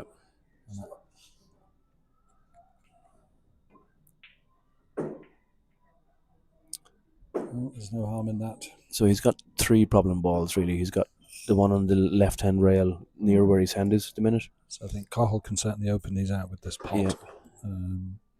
Well, why would you open out the Reds? Well, if you're going game on the yellows, they would have opened, yeah. Yeah. If you're committing to go game. No, I'm pretty certain he wasn't committing to going here. He was. No. So I know these guys well enough to know that he was playing tactically to hold that yellow over the pocket. To hold the yellow in the pocket, like he's just done. He'd have liked it to have been more in the pocket because you can get a red in behind that yellow easy enough. And loss of turn even. No. Well, you could do a lost turn, but to get one of these, get that top red inside the yellow would be a really nice shot to play. And it's a dynamite shot if you're black ball. It doesn't it's a frame winner. It doesn't mean an awful lot in international rules.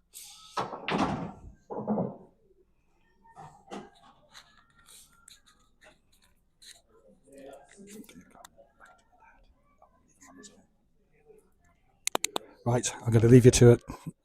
I shall catch you later. Nice to talk to you. Cheers, Joe. Magic.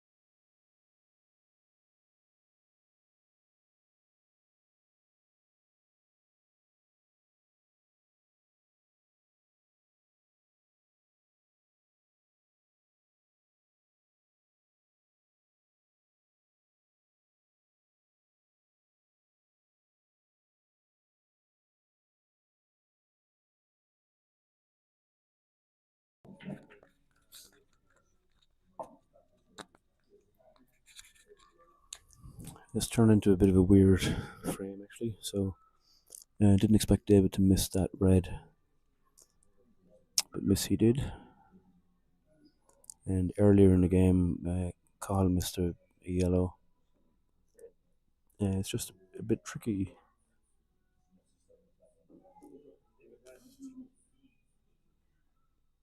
Going for a double here, is he?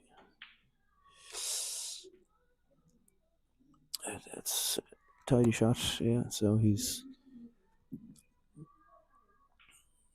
didn't quite go for a double. He went, yeah. He yeah. That I think he might have gone for a double. So that yellow that's hanging over the middle pocket that does go, and he would have been able to, yeah. So he did go for that. But he'll be happy with the result because he's put that red a little bit safe. So David has two problem balls. They'll go in as doubles, but they're not guaranteed at all. So what Carl would have been doing here, if he'd had potted that yellow, is he'd have been clipping the yellow on the right hand side of the middle pocket, and coming down and potting the red. And then you'd have been hoping that the black would have been released. So David here has got a bit of work to do. So I think he's going to play this red off the yellow. So he's going to be moving the yellow. He might pot the red. Yeah. So, yeah. So he was looking to pot that. The Carl is going to try and. Has he got the angle to take out this red?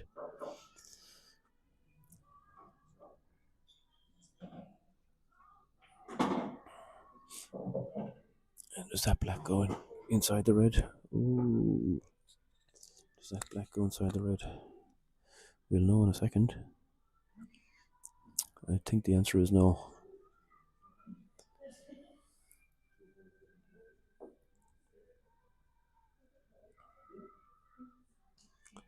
So he's going to play a loss of turn here and going to try and hide in behind the black.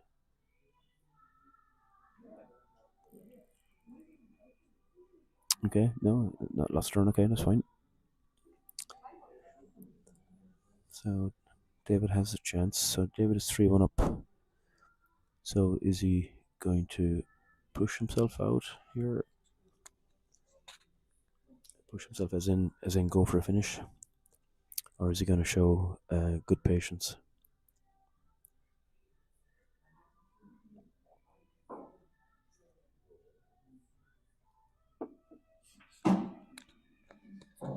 Alright, so we see the answer. The answer is he's going for a finish. So he backs himself. So what he wants to try and do is he's taking this red into the corner, into the middle pocket, but he wants to try and move the next red that's next to it. And all he wants to do is just flick it out to the middle of the table. If he does that, he's in business. He's picking a different choice, which is absolutely fine. Yeah. Yeah, really happy with that choice. Good shot. Yeah. You won't be too happy with that. Pay attention to this. This white's going to travel. Yeah, that's not a great shot. Yeah, wasn't a great shot. So I think David kind of rushed. His second last red. He rushed that. He should have been. The white should have been on the rail by the time he's coming to the black here, and that would have been an easy black. But this is not easy now. So in this pressure situation, this is not an easy shot. Fair play, he nailed it anyway. But he gave himself a lot of work to do there. Fair play, David. 4-1 up.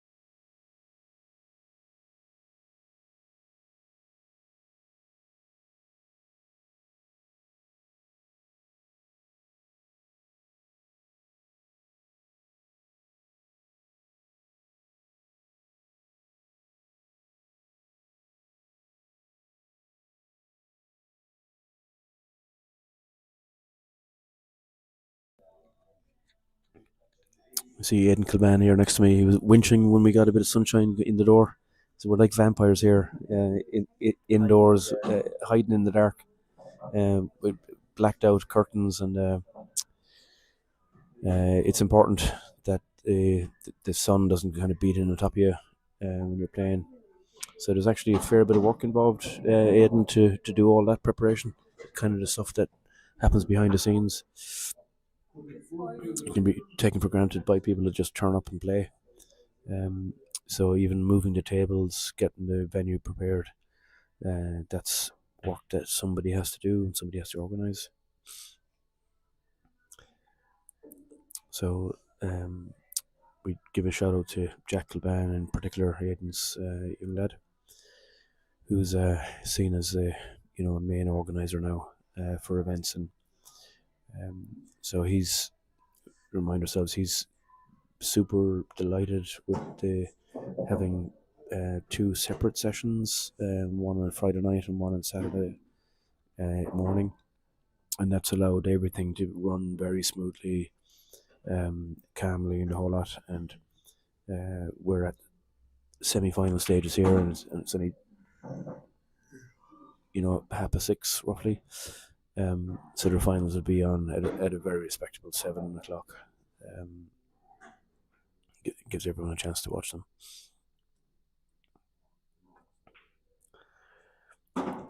So David is in a commanding position here. So Cahill won't let his head drop. It's a race to 7. So if David nails this,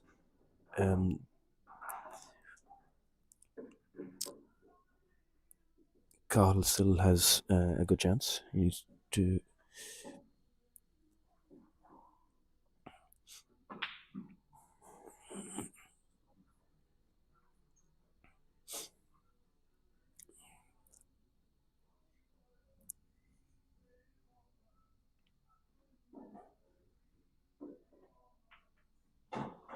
Yeah, so Cahill is very good at those kind of cut shots into the corner pocket. He just doesn't hit them hard. He's always just dead weight, so it gives himself every chance to pot them. I actually watched a few of his games today, and played him today, and I haven't seen him miss a single one of those shots. Actually, he's really, really good at that type of shot.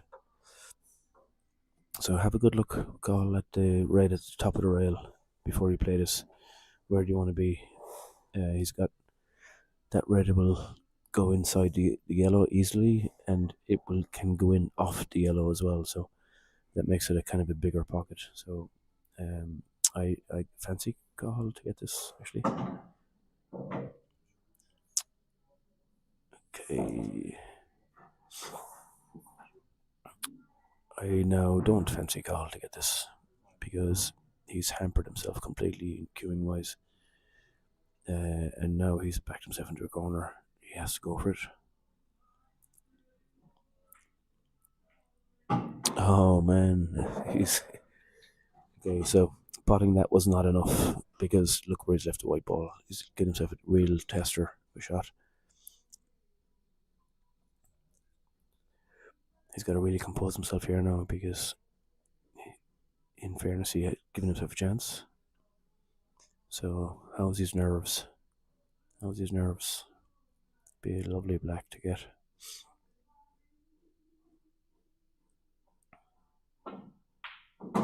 Oh, look at that. Wow. Yeah, look at that.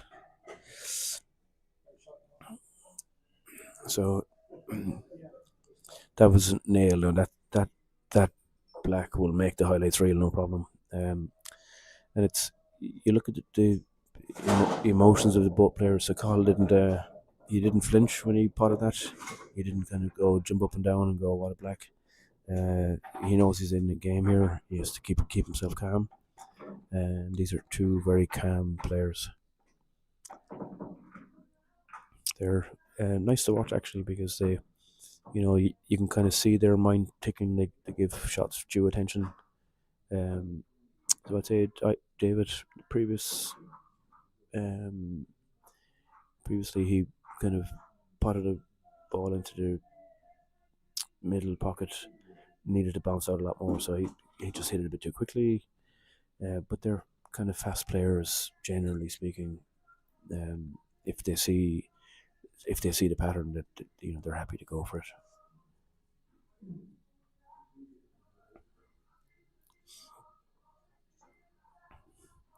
Be a different job in itself, keeping track of the stats. The front ball break, which both players use. Front ball break. That's a big smash. So one of each gone down.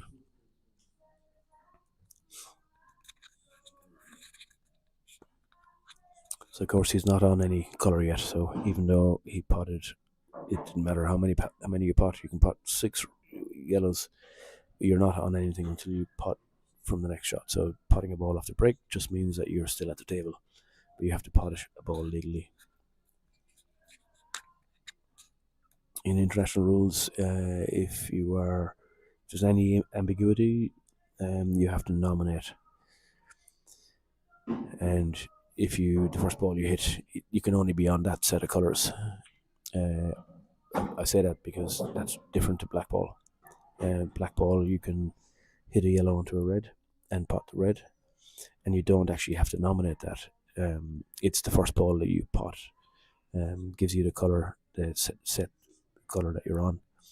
And if you pot both colours in your first shot from an open table, it's still an open table.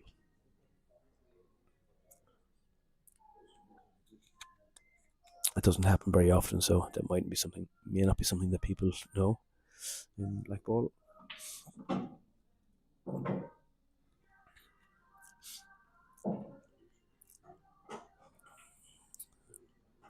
So Cahill as well in this game now. That's a nice floated ball.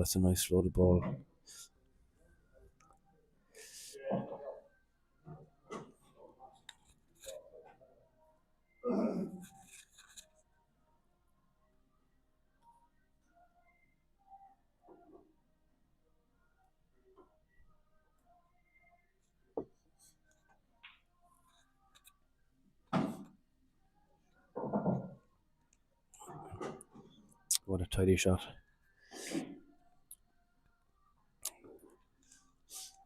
So he's we'll see now from this shot whether he has to break out his yellow or whether he's just going to tip it in behind it.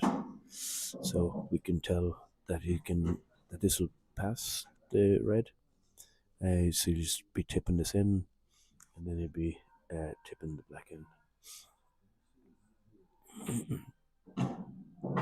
Yeah, very nice. Yeah, very tidy.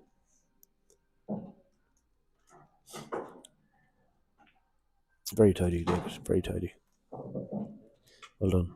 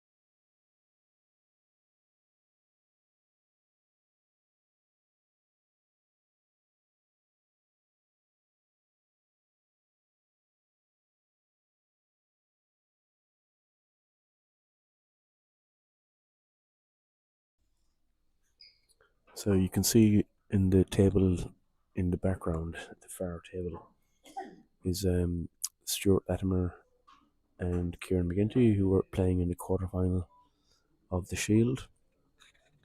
It's a race to 4, and Kieran is leading 1-0.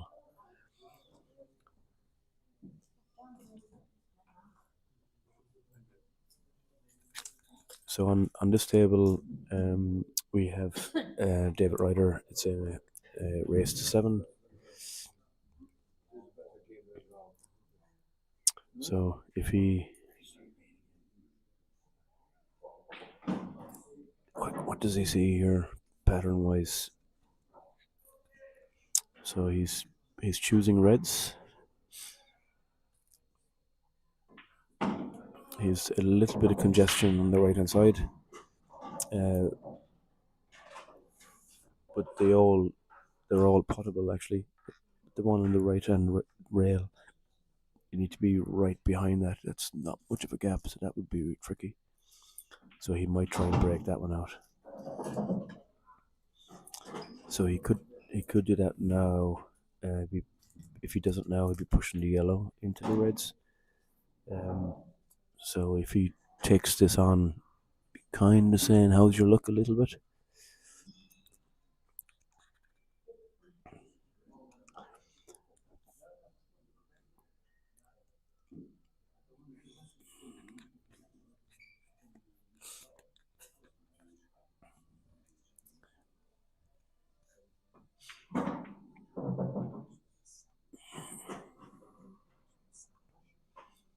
Yeah, so he decided not to go into the yellow to move the red down. But he won't be happy with that shot because he's put that red fairly safe. He can't go near it from here. So what should he do? So if he just moves the red on the right hand rail, the problem with that is he's then leaving Cahill with the white in the middle of the table, and that's not a good option.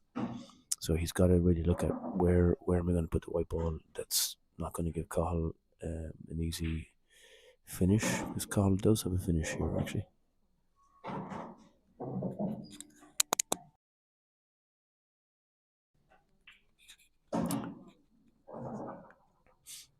Yeah, so David has an awful lot of work to do here to take this out. I don't see him doing anything reckless. I think he's going to be a little bit tactical, so he's going to try and develop that red that's on the right hand rail. Yeah. Okay, so he's happy enough with that, but he has given Cahill a chance here.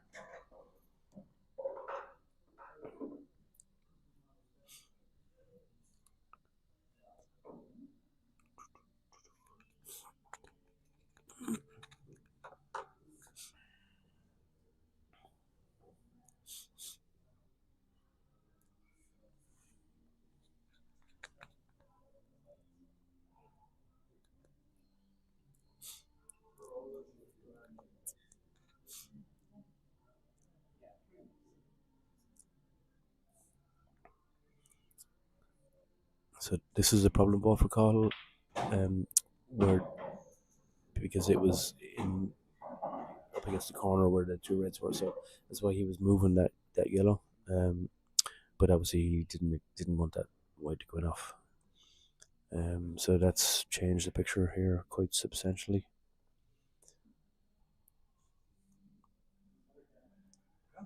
Yeah, I would say that was a bit unlucky, but tactically he was developing a difficult ball. That's tactically what he was doing.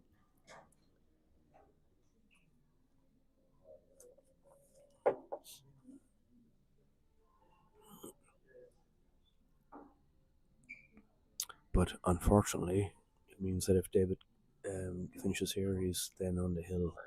The hill being only needing one frame to proceed to the final against Craig Cadigan.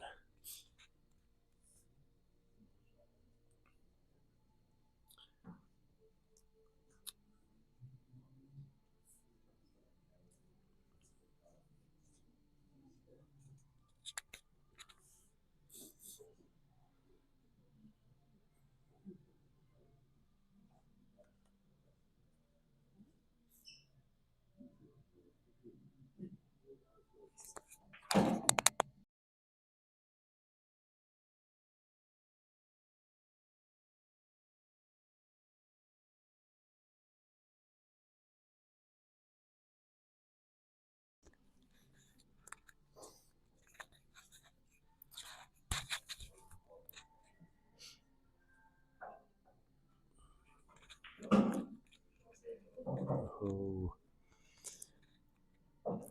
Has he found that gap? Has he found that gap? That was a ballsy shot to take on. I'm just watching his body language here. This will tell me whether it goes or not. Yeah, his body language is that he's nailed this.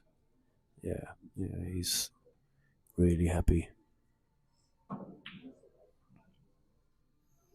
Oh man, that shows you the character he is. So I read from his body language that he could pot that straight, and he couldn't. If he could have done, he would have just landed. I thought he was playing with bottom just to hold for the black into the bottom right hand corner, but obviously he had to do a triple. But the black doesn't go, so he can hit the black cleanly from where he is, but he's going to come off the rail first. And yeah, so that's a bit of a mistake there now. Okay, so ball in hand, can Call finish from here? The answer is yes, of course, Call then. All day long he can. But can he do it in a semi-final is actually the question. Is he good enough? Yes. Can he in a semi-final? Is he calm? Now, I would say that he is calm. So with the last frame that he won, which he won well, you didn't see any emotion from him, and that's a good sign. That's just, let's get down to business. I'm here to win. Yeah.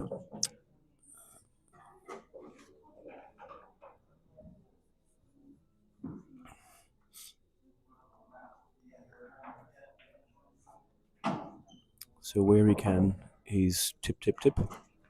So he's gonna take this yellow on the right hand side. The white ball is going to be in. He's going to be snookering on the black, so he doesn't actually care if this goes in. He's all in on the shot. If it goes, that's fine. If it doesn't, he's snookered him perfect. So tactically, that was a brilliant shot. Tactically, a brilliant shot. So if it had gone, yep, happy days. He's still on pot, but he's put David in trouble. So, and it's not enough to just hit this. So number one, he has to hit a rail after contact, and number two, he has to not give Cahill a good chance to finish. And Cahill's going to come to here, and he's going to say yes, he has a good chance to finish.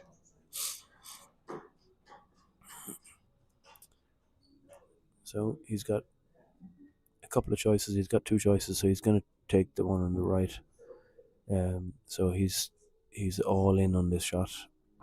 He's going to be coming back. Yeah, so he's all in. What I meant by that is if he missed that, it was Dave was going to pot the black, no problem. So he's all in means he's going to go for this pattern.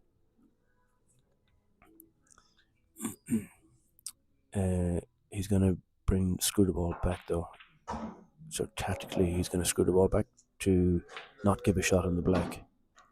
Yeah, not give a shot on the black. That's perfect. That's a beautiful shot. So it looks simple, but actually there's a lot of thought goes into that. So if he had missed that, where was the white? Was David going to pot the black easily? And the answer was no way. He was he? So he's showing all his experience here. Okay, now he's all in on this shot. So he's going to be powering this in with topspin, hitting the bottom rail and bouncing back up, and he's going to nail this. Absolutely nail it. Come on, Carl, nail it. Look at that. Yes, beautiful shot. Beautiful shot. Relax. Do your process. Chalk your cue. Oh, he doesn't like chalking his cue. Actually, it should be part of his process, but it isn't. I'd say he doesn't like spending money on chalk.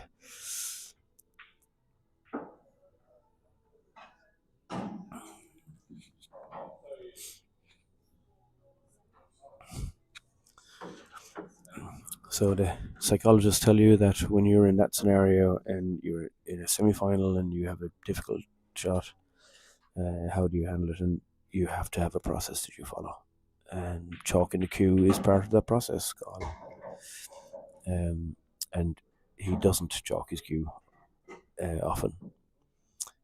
So it's not about whether you need to chalk your cue. It's not that. It's about your process, your mental strength to have a repeatable process in a when your body is shaking, your mind is racing when you're in a semi-final, because you do feel it, and that's the difference. Carl would have nailed that, 99 times out of 100, playing in any competition here locally, but it's different when you're in a semi-final like this. So the picture has changed here now. So David is now firm favourite. He's only needs one frame. Cahill needs 5 in a row. Is Cahill able to win 5 in a row? Yeah, of course he is. Of course he is.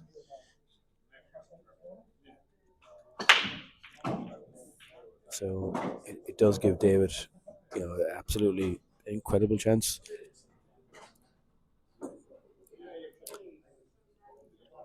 Now, not that he's going to be reckless. That's not what I mean. It's just that he can be a bit more freer. The pressure isn't on him. It can be tricky. So he's got a few games to play with. It means he can go for stuff if he wants to go for them without much consequence, and kind of relax. But it depends how he is. Now he's a steady player, so he's going to be steady anyway. I don't think he's going to get too excited. He looking at these reds here.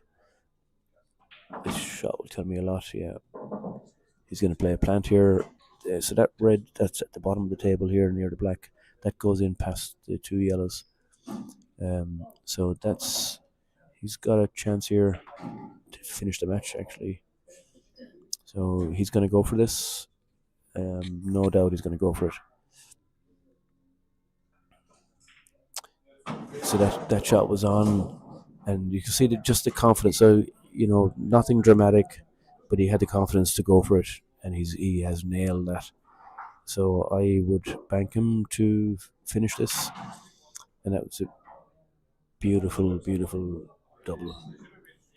So he's got the right side of the first red you play in for the double.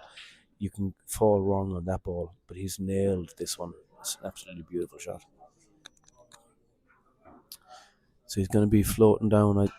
I would think that he'd be floating down for the red on the bottom here, coming down. That red goes between the yellows. That's the one.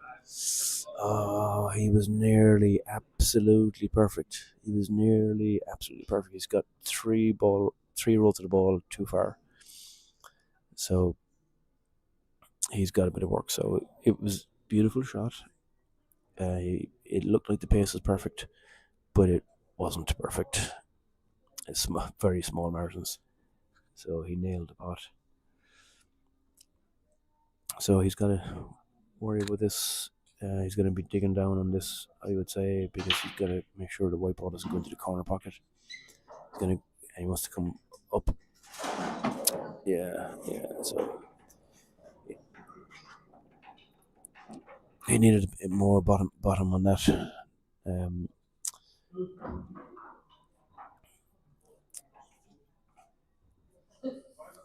So Cahill will fancy himself here. So all the yellows are in optimal positions. There's nothing difficult here. All that's difficult is just join them together, link them together, just do it in the correct sequence.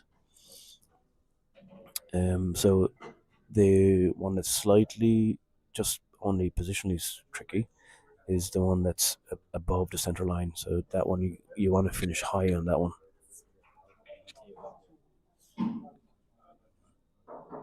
So we're expecting people to be patient. Look at the table.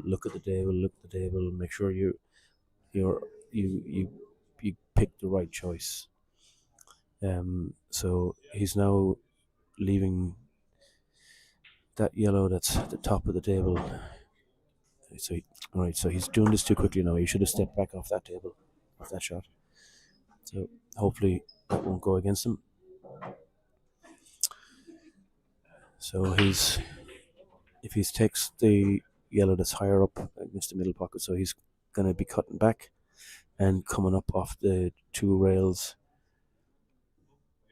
3 rails even, 1, 2, 3, 3 rails. Yeah, that's not a great shot.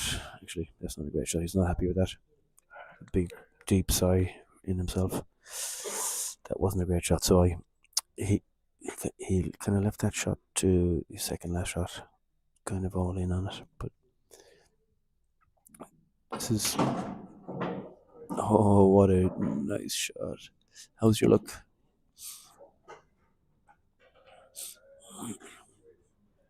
So he got lovely spin on it. Just another ball roll and it had been tapped in. The game had been over already. So now he's created a bit of a problem himself. He's very good at these. This definitely cuts, there's no question. The question is, where's the white going? Where's the white going? John Virgo. Where's the white going? Where's the white going? Where's the white going? Where's the white going? Where's the white going? Okay, so what you're seeing there now is a lot of experience, which is really good. It's really calm. It's a good shot. He decided, I'm not going to be that guy that loses by putting the white in off. So he didn't even go for it. So that's tidy, like really tidy. That's a really tidy shot. So he's got it close enough to the corner pocket that it's given David a difficult shot here. He's going to try and he's going to take the red on the left hand side and try and pot it, get it inside the black, anywhere inside the black. He doesn't care if he pots it or not. Just needs to be inside the black. So we'll see. Does he? You're not going to see him jump up off the shot. He's going to be very, very steady. Yeah. So he lashed at that. I didn't see that. That was not the right shot to play. Hold on, Cahill. Okay. 1 frame at a time. It's there for you. There for you, bud.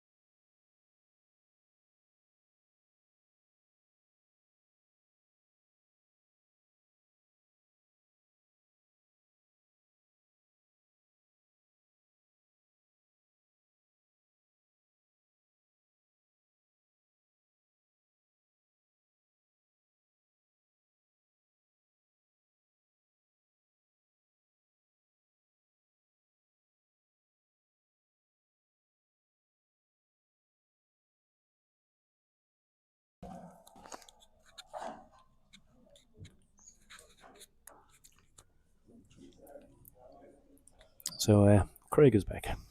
Good evening. This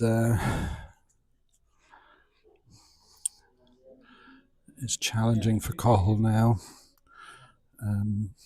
Needs to win 4 on a trot. Well, 4 on a trot. It was 5 on a trot. It was. Now it's only He's 4. made so a dent. one at a time. He's had some really nice finishes.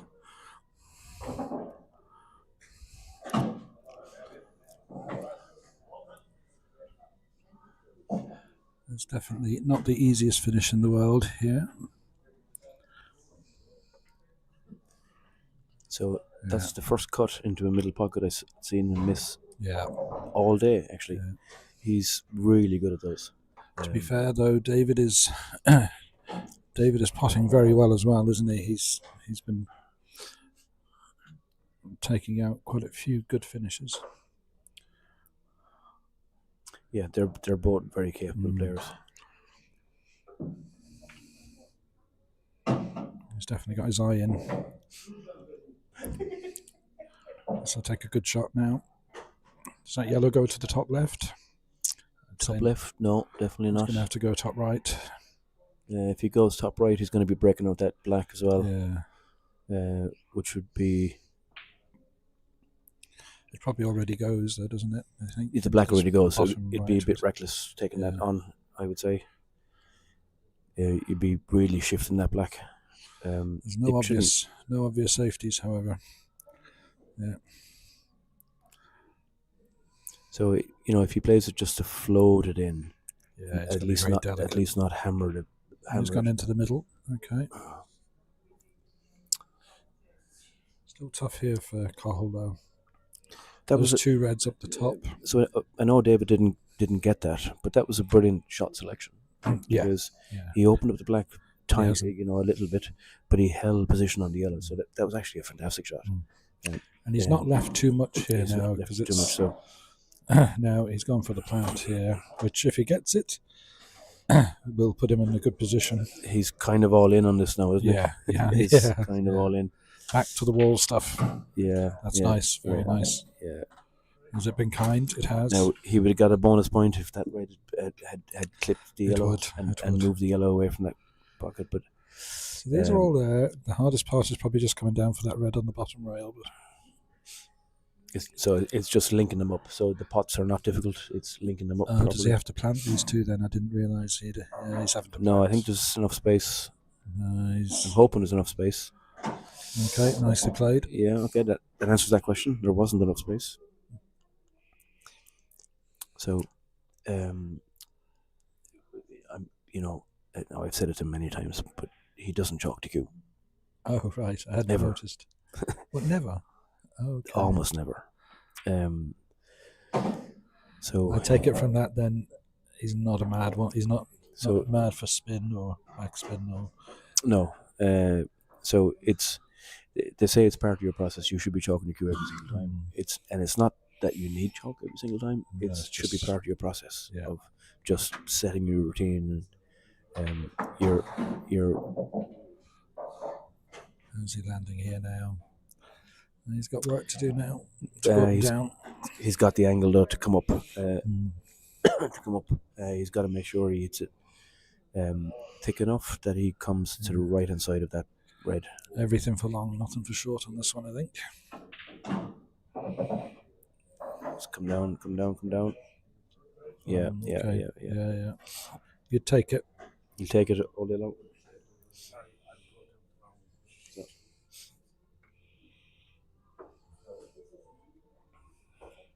So he's got the angle to hold for the black as well. So he's all in on this shot. Hopefully he gets it.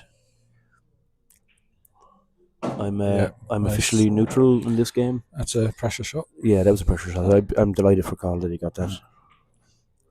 Yeah, I'm delighted for him. Very good. So Like you say, 2 frames on the trot there. yeah, so Yes.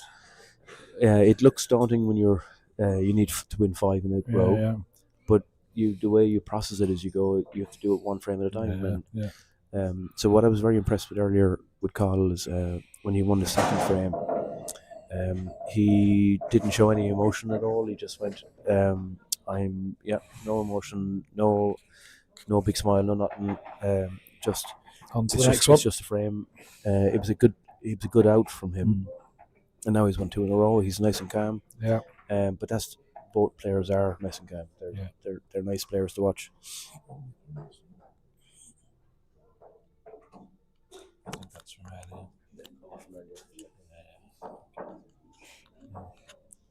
So Craig was just reminding us, folks, that if you're watching on the live stream, you can ping a chat into the YouTube chat, and we'll call it out for you. Assuming it's something nice, of course. Jinxie, we haven't heard from you in a while. You must be still eating.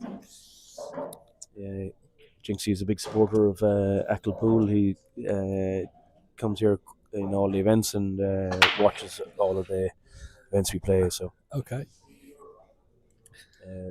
fellas, there's lots of fellas who are all in basically. They're watching pool all of the time, and That'd be me as well. and they'd be, we have a couple of events that are Achill only events, and it's actually very important for Achill developing players. That so, for example, talking to Jack earlier, there's a 15-year-old player, and I can't remember his name, but he played. So if you're playing all of the Mayo A players, you don't really have much of a chance. I'm talking about a beginner now, right? But if you go, I'm in this competition, I'm paying €30, whatever it is, entry, but I play whoever you get picked in the first game, you lose that. That's fine, but you're in the plate. If you're in the plate, then you get a couple of games in that.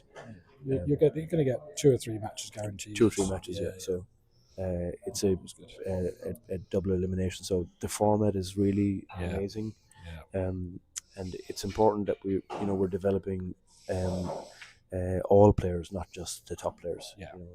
Agreed. 100%. The rising tide lifts all boats analogy. Generally good for the county. Yeah. So the plate is, what is it, quarterfinals with Stuart and Kieran at the moment. How is that one going? So we'll get a score update, yeah. So it's a race to 4. So Kieran is 3-0 in the lead. So Kieran was the favourite coming into this event. Notwithstanding that you're here as well, and you've raced into the final ahead of everyone, you're breaking speed limits the whole lot. But Kieran was the form player. He's the form Achill player. I saw he won the champion of Achill, didn't he? Yeah. So he has 3 current trophies. The Michael McLaughlin Memorial Cup, the team event, what if Carl and David is in as well. Yeah.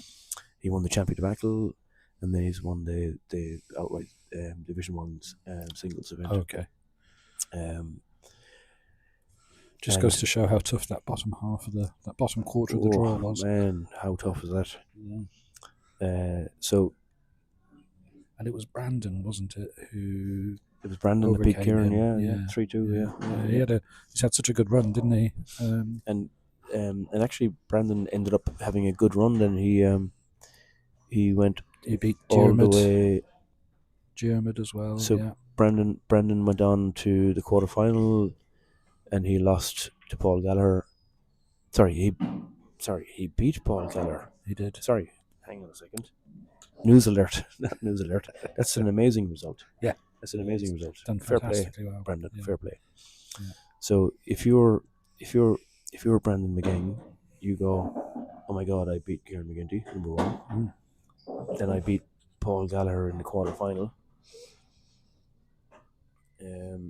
Beat Diarmid O'Malley 5-3.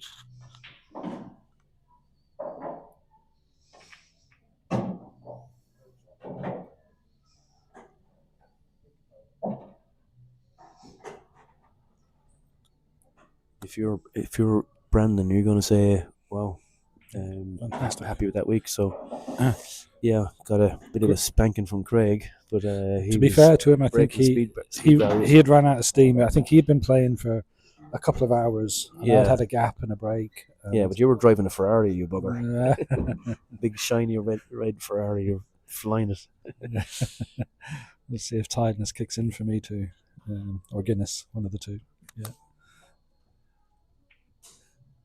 I think that was black first there, wasn't it? So this is ball in hand for David here now.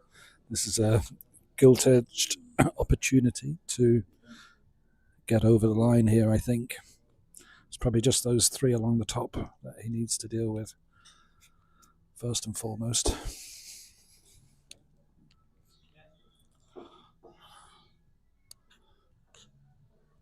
The way he's been playing, I would back him to take these out, to be fair, I think.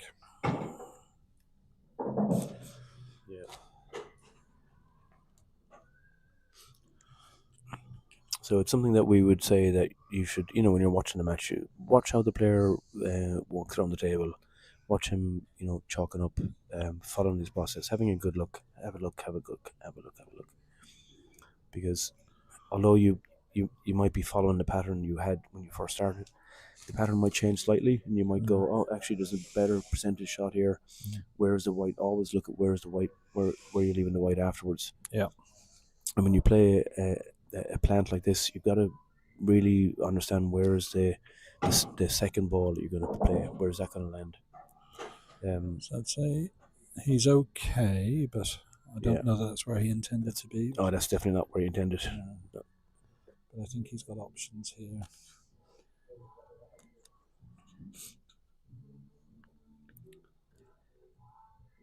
I think if he takes this one into the middle, he might stun back up to be able to still deal with that one on the top rail, which is now his only problem ball. Okay, so he can do it here now, which is good. Yeah. Yeah. So what you don't want to be doing is when you're playing this shot on the right now, you don't want to be dead level. You don't want to be putting the white on the rail. You want to give yourself a little bit of an angle. He wants to leave the white where the yellow is now. Or anything, even a ball roll further, but it's a little bit too far. He's gone too far. A little bit too far. One ball roll would have been enough. To have the shot they played would be a stun shot and just leave it where it was, or because you don't half a ball roll. You can't be pumping these in now. This has to be just rolled in, which is going to leave him a harder next shot now.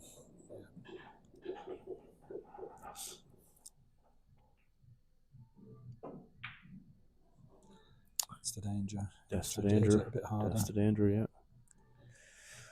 Now, Carl's been getting these kind of pots. Right. So, Carl, chalk up, please. Okay, he is chalking up. He has been getting these kind of shots. He is, yeah, and he's very calm on these shots, and he backs himself. So, he's taking the inside one first.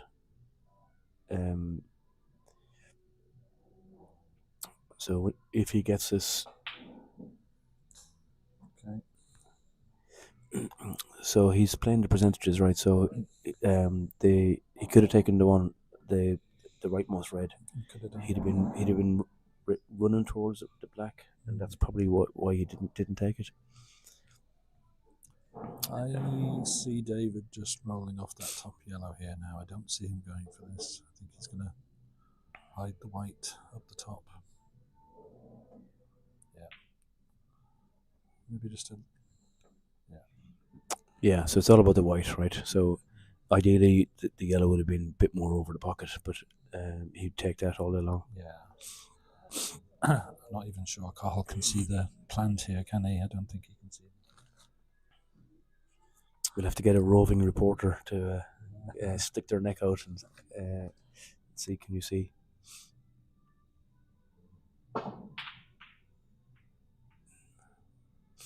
That's just made things 10 times harder for Cahill there, I'm afraid. Those two reds are now very hard. That's going to give David time. Yeah, but the thing with Cahill, what he'll see is this red, the one that's to the left-hand side, that will come off the bottom rail and off the black. He'll hold it inside the pocket. Depends where his starting point is. Depends where the starting point is, and if he gets a chance, he may not get a chance at all.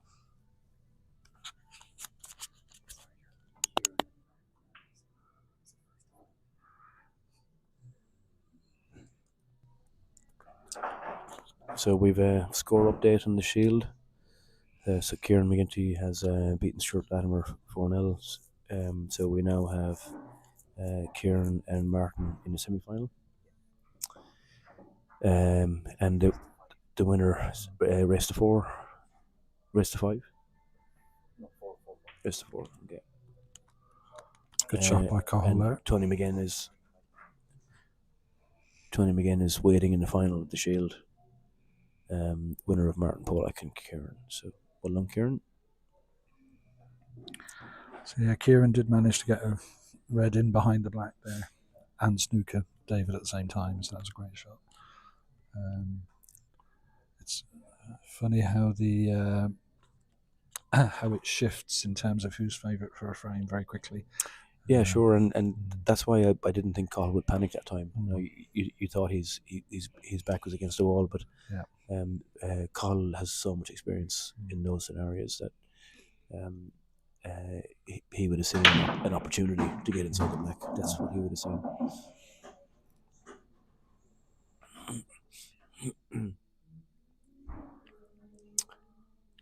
So he's very likely going to hit a yellow, but just hitting a yellow isn't enough, right? So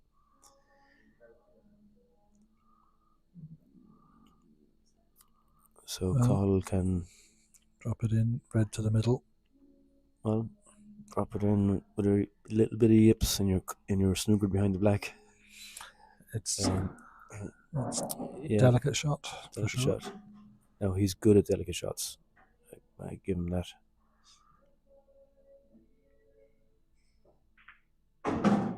He's good at delicate shots. That's a nice delicate shot. That was.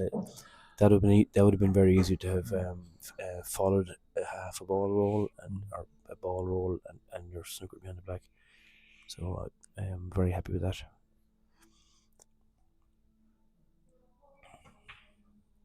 Go on, he's in. Lovely. That was a great pot under pressure. It's a super pot under pressure. That's pressure pool. So now the picture has changed completely. So we wouldn't say David has played poorly. He's not. No, not at all. And you wouldn't have said that Cahill has upped his game. But he has one. But what's a great asset there is Cahill's temperament. A lot of people, there are many who play that would lose. They would throw in the towel. There's a lot that would deficit. Correct. Yeah. To grind it out and claw back is a great character attribute for sure. Yeah. So we have a complaint. Paul Gallagher got a bit overexcited and pressed the too many buttons. So we're going to have to fix that. So the score is currently David Ryder's leading 6-5. He's making it worse now. The other way. I'll fix it. I'll fix it on the app. On the computer thing.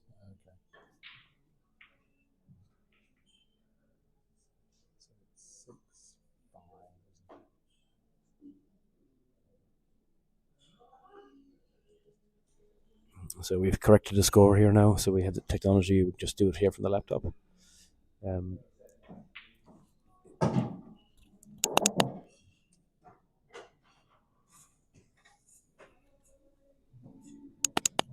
Keep it.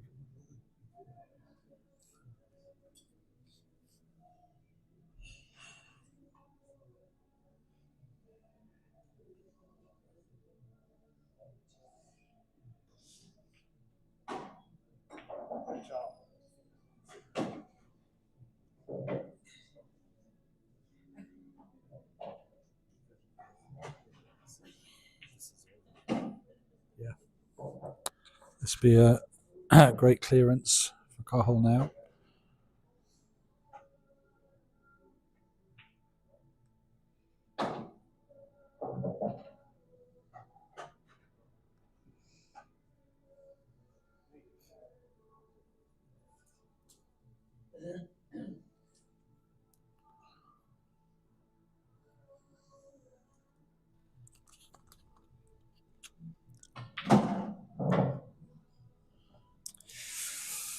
quite enough. Yeah. Not quite enough. So that was amazing to get to that point. Just that last one is slight. Did he move his arm? Do you think? Just a little bit of Tension. little Not bit of quite tension. loose enough. Little bit of tension. Yeah, listen, it's easily Trouble done. is, He's going to go for the double here. Yeah, so the double is on. He's backing himself. It'd be amazing if he gets it. Be lovely. Yeah, he went for it. It's a good white. Yeah, he went for it. No, I think he went for the double, but maybe he didn't. Maybe that's what he went for. However, that yellow over the cushion is a nice starter.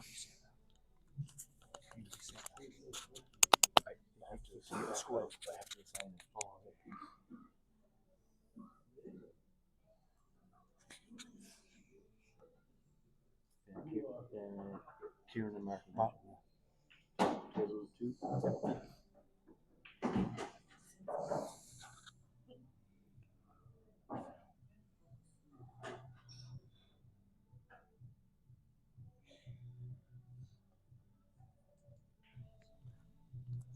So our roving tablet helper, Stuart Latimer, here is he's being the referee for Martin Polak and Kieran McGinty, who were in the semi-final of the plate.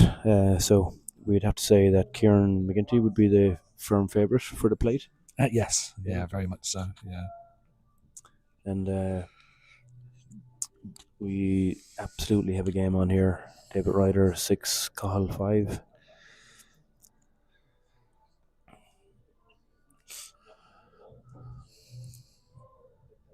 Well, they're all there for David, and earlier on in this match, he was taking these out, but he'll be feeling the pressure a lot more, I think, given Cahill's comeback here. So this is, as we say, this is pressure pool at the moment, and every shot's.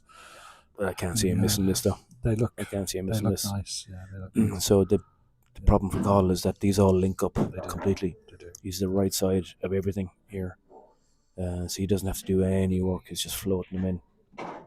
Floating them in. They all link up perfectly. Yeah. So from Cahill's perspective, you're hoping that'd be one difficult positional shot to have to play, but that's not the case here. No, it can still go wrong. He's gone a different route than I would have done already. I think I'd have been taking them in order down the table, but he's chose to come down a bit further here. Yeah, so he's going to come off the top rail here. Oh, so that yellow obviously goes past the black. So. Yeah, he's held it nicely. So he's just going to run the ball a little bit forward. Just to roll it forward, have the angle to get onto the black after the yellow. Yeah. So the angle he wants is he doesn't want to be straight. He just wants to run off and come off the bottom cushion. So that angle is actually, so he is a bit straight. He just wants to pop up a tiny bit. He's down the shot very quickly. He's happy with this. Yeah. Okay, he's still okay. Absolutely okay. So there's no danger of the white going in. Now you can pot the white on this shot if you wanted to, with deep screw, but obviously you don't want it. So this white's not going to go anywhere near it. He was worried about the white there, I think. Yeah. I don't know if you ever played billiards. No. So billiards is a great game. So that's where you're actually deliberately potting the white ball. And we didn't expect David to miss that. No.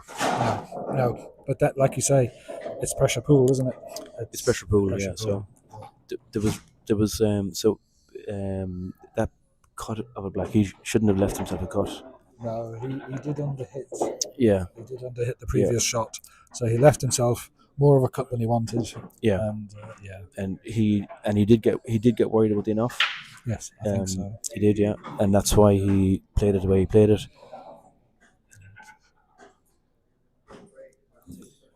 Well, you said at the very outset there was nothing between these two players, and that has proven to be the case.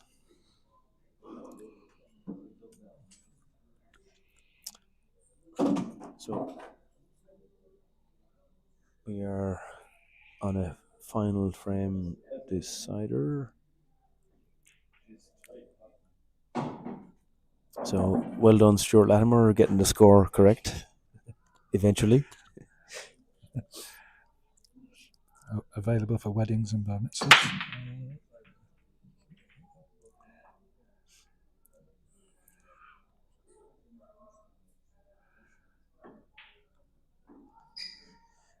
So a dry break for David. So immediately, I like reds. I think that they all go. They all go. Every single one of them goes, and the Yeah. black is absolutely just waiting to be potted. Yeah. Don't you think? Yeah. You have to choose your route carefully and stay in control of the white, but they are definitely all there. Yeah.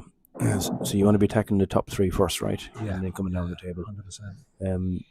What's your last red going to be? You see, I'm looking at that. I'd have been approaching that one. The one stuck to the yellow at the top. You want to be getting that one. I wanted to be on the right hand side of that. Now, he could bounce over from this if he's taking the right hand one of these two. He could bounce over.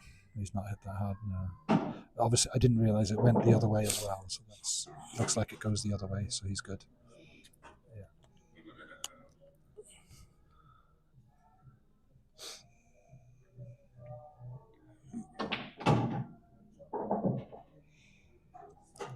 He's going to have to come down the table now. He's got a pot to play now, so I think it's just got harder. Well, he's got, as I see it, he's got actually 3 options, right? So he could play the red he's playing now. He could have played the other one on the left hand side that he was pointing at. So what he was pointing at was where does he want to leave the white ball for his next shot. So he's got a lot of angle here. So he's got a danger of coming too far across, losing the white. Yeah.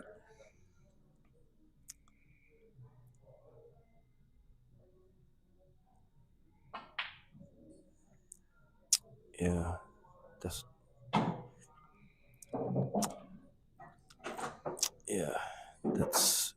tough. That's tough to take that. Those 3 yellows right in the middle are they're not that nice. Because that red over in the right hand corner is all being blocking blocked them. down to the bottom being left. blocked, yeah. Might be a 3-ball plant into the middle. Well, you can take the yellow that's nearest the black into the far corner, middle pocket, I mean. But this is not an easy layout for yellows, right? It's not, no. He needs to clear his head from the last frame. Yeah, so you can see David here is really thinking hard on what's the pattern. And the problem is they don't all link up, and there are problem balls here. So he's got some work to do here. And it makes it a tense semi-final, final frame decider. Either of these players are going to be exhausted going into a final, I think. Says I selfishly. Says Craig with a big smiling face. But it has been a battle for them. It has, yeah, for sure. So what do you run your Ferrari on? Is it run on petrol or diesel? Guinness. Guinness. The Guinness is rather lovely here, actually. It is. I'm pacing myself, however. There's a bit of a taste of it today. There's a taste of more of it actually today. There's a taste of more. Oh yeah, well yes, exactly, yes. Yeah.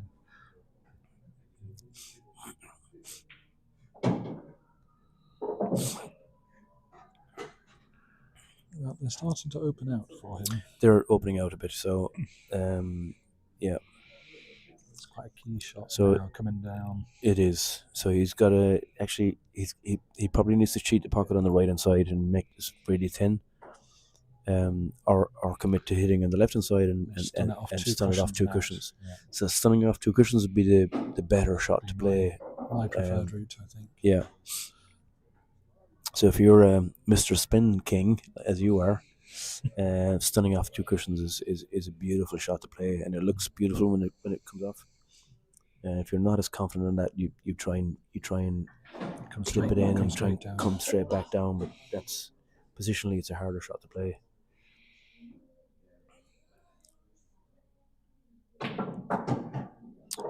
Oh wow! Okay, wow!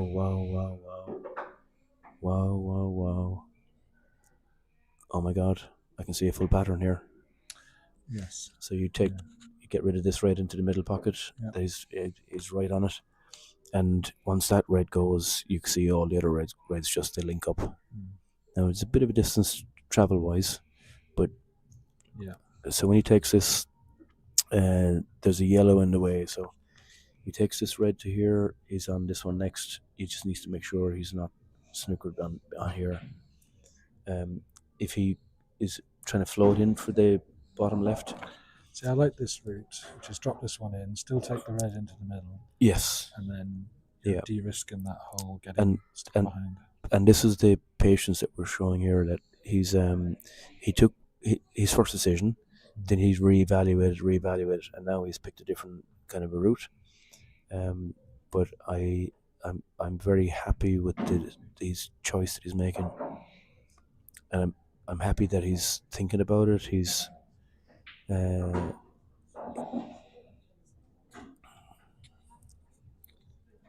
so it's important that you evaluate because you have to execute once, but you have to evaluate. You can as much as you want, and there's no shot clock here. No, and he's he needs to you know.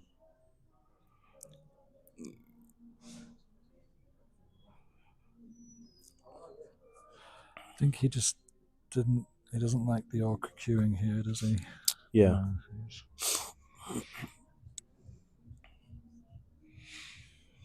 So it's fine. He's still in evaluation mode. He's still using his his conscious brain to decide on the right decision.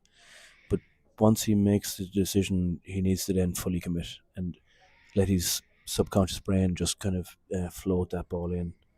And that's this shot here should just be a floating in, just tap it in.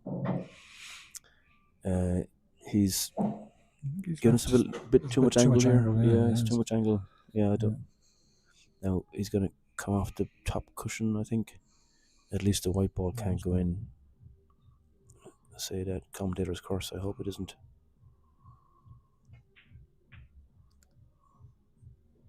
Oh man. Okay. If you can see the one at the bottom, he needs to take that down. Yeah. This is squeaky bum time, isn't it?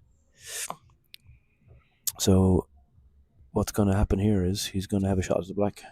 Right. He's got perfect angle here. Don't try and do too much, I think, would be the order of the day.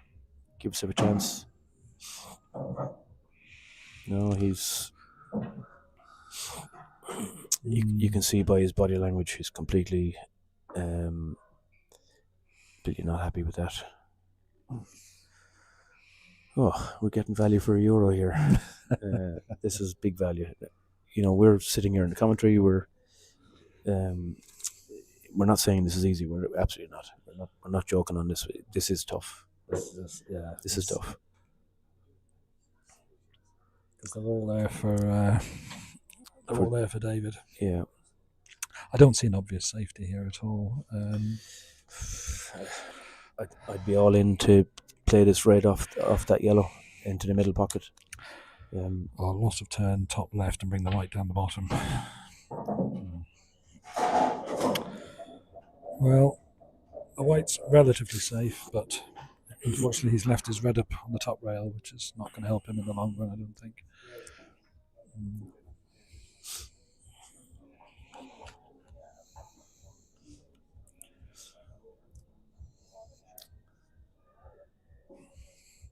Oh, I won't say I'm exhausted. I'm not exhausted, but it's tense. It is. It's tense. It's like the Crucible. You're watching a bit of the snooker. I am, yes. Very much so. We have a local lad. Kyron Wilson is local to our area, but unfortunately he bombed out today, so I'll go to the crowd favourite now, which is Ronnie.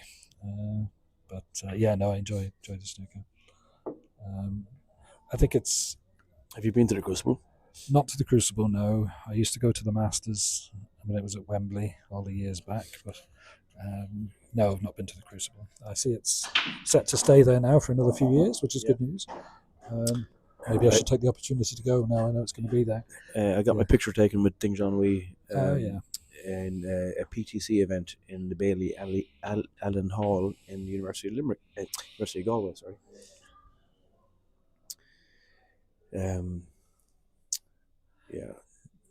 Ding Junhui would be one of my favorite players. He's one of my current favorite players. He's a superstar in China. Oh, he's a legend of Chinese snooker. He has an academy that he's created in Sheffield that the Chinese players thrive in. That's why they have so many. That's why they have a current world champion Zhao Xingtang, and many more following in their footsteps. Isn't there something like 10 or 11 Chinese players in the world finals? Yeah, so something like that. My understanding is they're based in the Ding Junhui Academy. Yeah. They're there. And actually, I heard something. That's a great pot, I think. That's an amazing shot. I think under pressure. If you go to a pool hall, normally there's TV screens everywhere. Yeah. Watching matches or whatever. In Ding Junhui Academy, there's no TV. No You're there distractions. to work. You're there to work. Nothing else. No distractions. Well, this is all there for David. Yeah. But we've said this before on both players. These are all very hard shots under the circumstances. Yeah. And that was nerves. That was pure nerves that's done that there now. Yeah. So that's not what he meant to do. No. Absolutely. I think he was going for the pot there. He was going for the pot, no question. Yeah. When the finish is on, he definitely went for the pot. No question. No, I wouldn't underestimate the difficulty of this pot. You're on the cushion. He's going to play a good bit of backspin, is he? Or is he going to... See, that black doesn't go past the yellow. He's going to power this. I can see he's going to power it. This is missable. Yeah, I could tell he's going to power it. He'll be really happy with how it's finished. Really happy. This is compelling, right? Oh no, this is very compelling. 100%. This is what you want. So will Jason be watching this at home? I'm sure he is. He was watching. He's been watching through a lot of the evening. Okay. He has been watching. Fear of missing out, I think. So 166 views there on the on YouTube. So hello to everybody. My name is Jerry Ryan, and here with Craig Cadigan, who's waiting patiently to play the winner of this match. So we're 10-8 now. So I think it'd be reasonable to allow whoever wins this 10 minutes break from. You'll Are you say asking no. my opinion? No, I'm not asking your opinion. You're going to be very biased on this one. That was a great shot there, but you're going to be very biased. You're going to want to whack them in straight away and put them under pressure. But no, I think 10 minutes would be. From what I gather, having a final around this time. Oh wow! Is a much improved position from last year. Where I think it was very late, wasn't it? So, it's a complete blueprint of how the events are going to run from here on in. Yeah. Everybody's it creates calmness for everybody, and the organisers in particular. And listen, it takes organising. It takes, but if it's smooth, it's then repeatable, and it's not ultra stressful. So this is the blueprint. Absolutely, it's been. So yes, in answer to your question, I think there's ample time for a break. We want the best final, don't we? We want both players playing to their best. So 100%. So it'd be my preference to kill the stream after this and to create a new stream for just the final. And then it will be when you go look for it, then you can go straight to the match. It means that people have to re-click, but so what?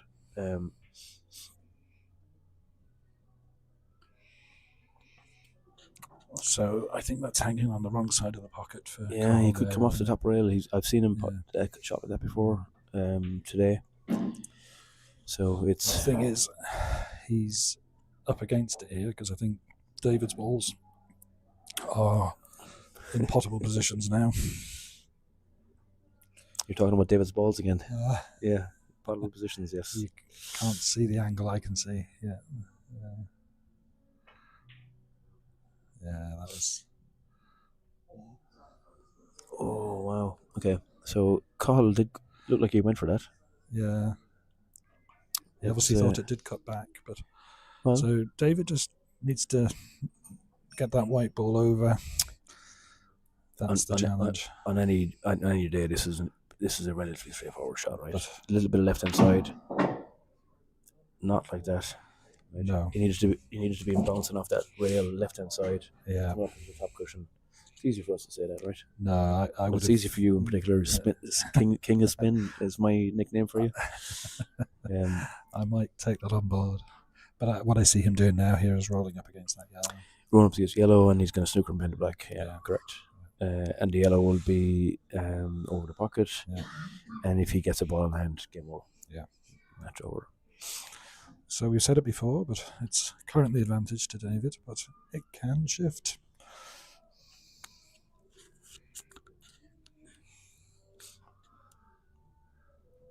So I'm officially neutral in this. I'm just delighted that it did go to a final frame. So both players will be able to put their head really high. He's Yeah. played that well. And in fairness, Cahill he's tapped the table in appreciation of a good shot. Yeah. So he's close enough to the black as well. He's not giving him a lot of angle to come off the cushion. I think he could go one cushion off the top though, and if he hits it, there's a fair chance he might pot it. Okay. But then the black is covered. Well, I hope he hits it. Well, he has to hit a rail as well, right? Yeah. Wow. How's the white? How's the white? Genie, Look Mac. at that. Oh my God. There you go. Oh my God. The drama is amazing. This is Well, better. it's reminiscent of Dennis Taylor, Steve Davis back in the 80s, isn't it? This is compelling, right? This live sport like this is just absolutely nuts. You know, he had no right to get that white top of the black like that, right? What an outcome. And it was a beautiful shot from David, in fairness. Yeah, great. But you know, you always have a chance. So at 6-2 down earlier, Cahill, his demeanour, everything about him was like, I have a chance, I have a chance, I have a chance. And that's been his motto all along. So I think he's so tight to that black that coming across either side isn't going to work for him, is it? Unless he uses spin. You'd have to use a lot of left hand side, and that makes it a bit more tricky. So the only thing that's in David's favour here is that the yellow blocks the black from going into that pocket. So even with a ball in hand, it would be tricky enough actually to develop it. So I'm not asking him to do it. I'm just saying that sometimes you. I know what you're going to say. You do a tactical attempt, because who's to say it's not a genuine attempt? So the last thing he wants to do is actually hit the black and move the black into a potable position. Unfortunately, I didn't see what happened there. Yeah, so I saw it. I could see it from the right hand side here. So he hit the yellow, didn't he? He hit the yellow, and he's snookering it back. Wow, he's snookering it back. Wow, Isn't that nuts?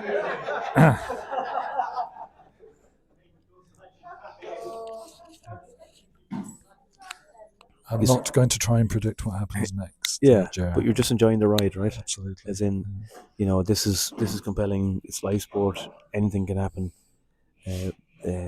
Both players are given it every due care and attention.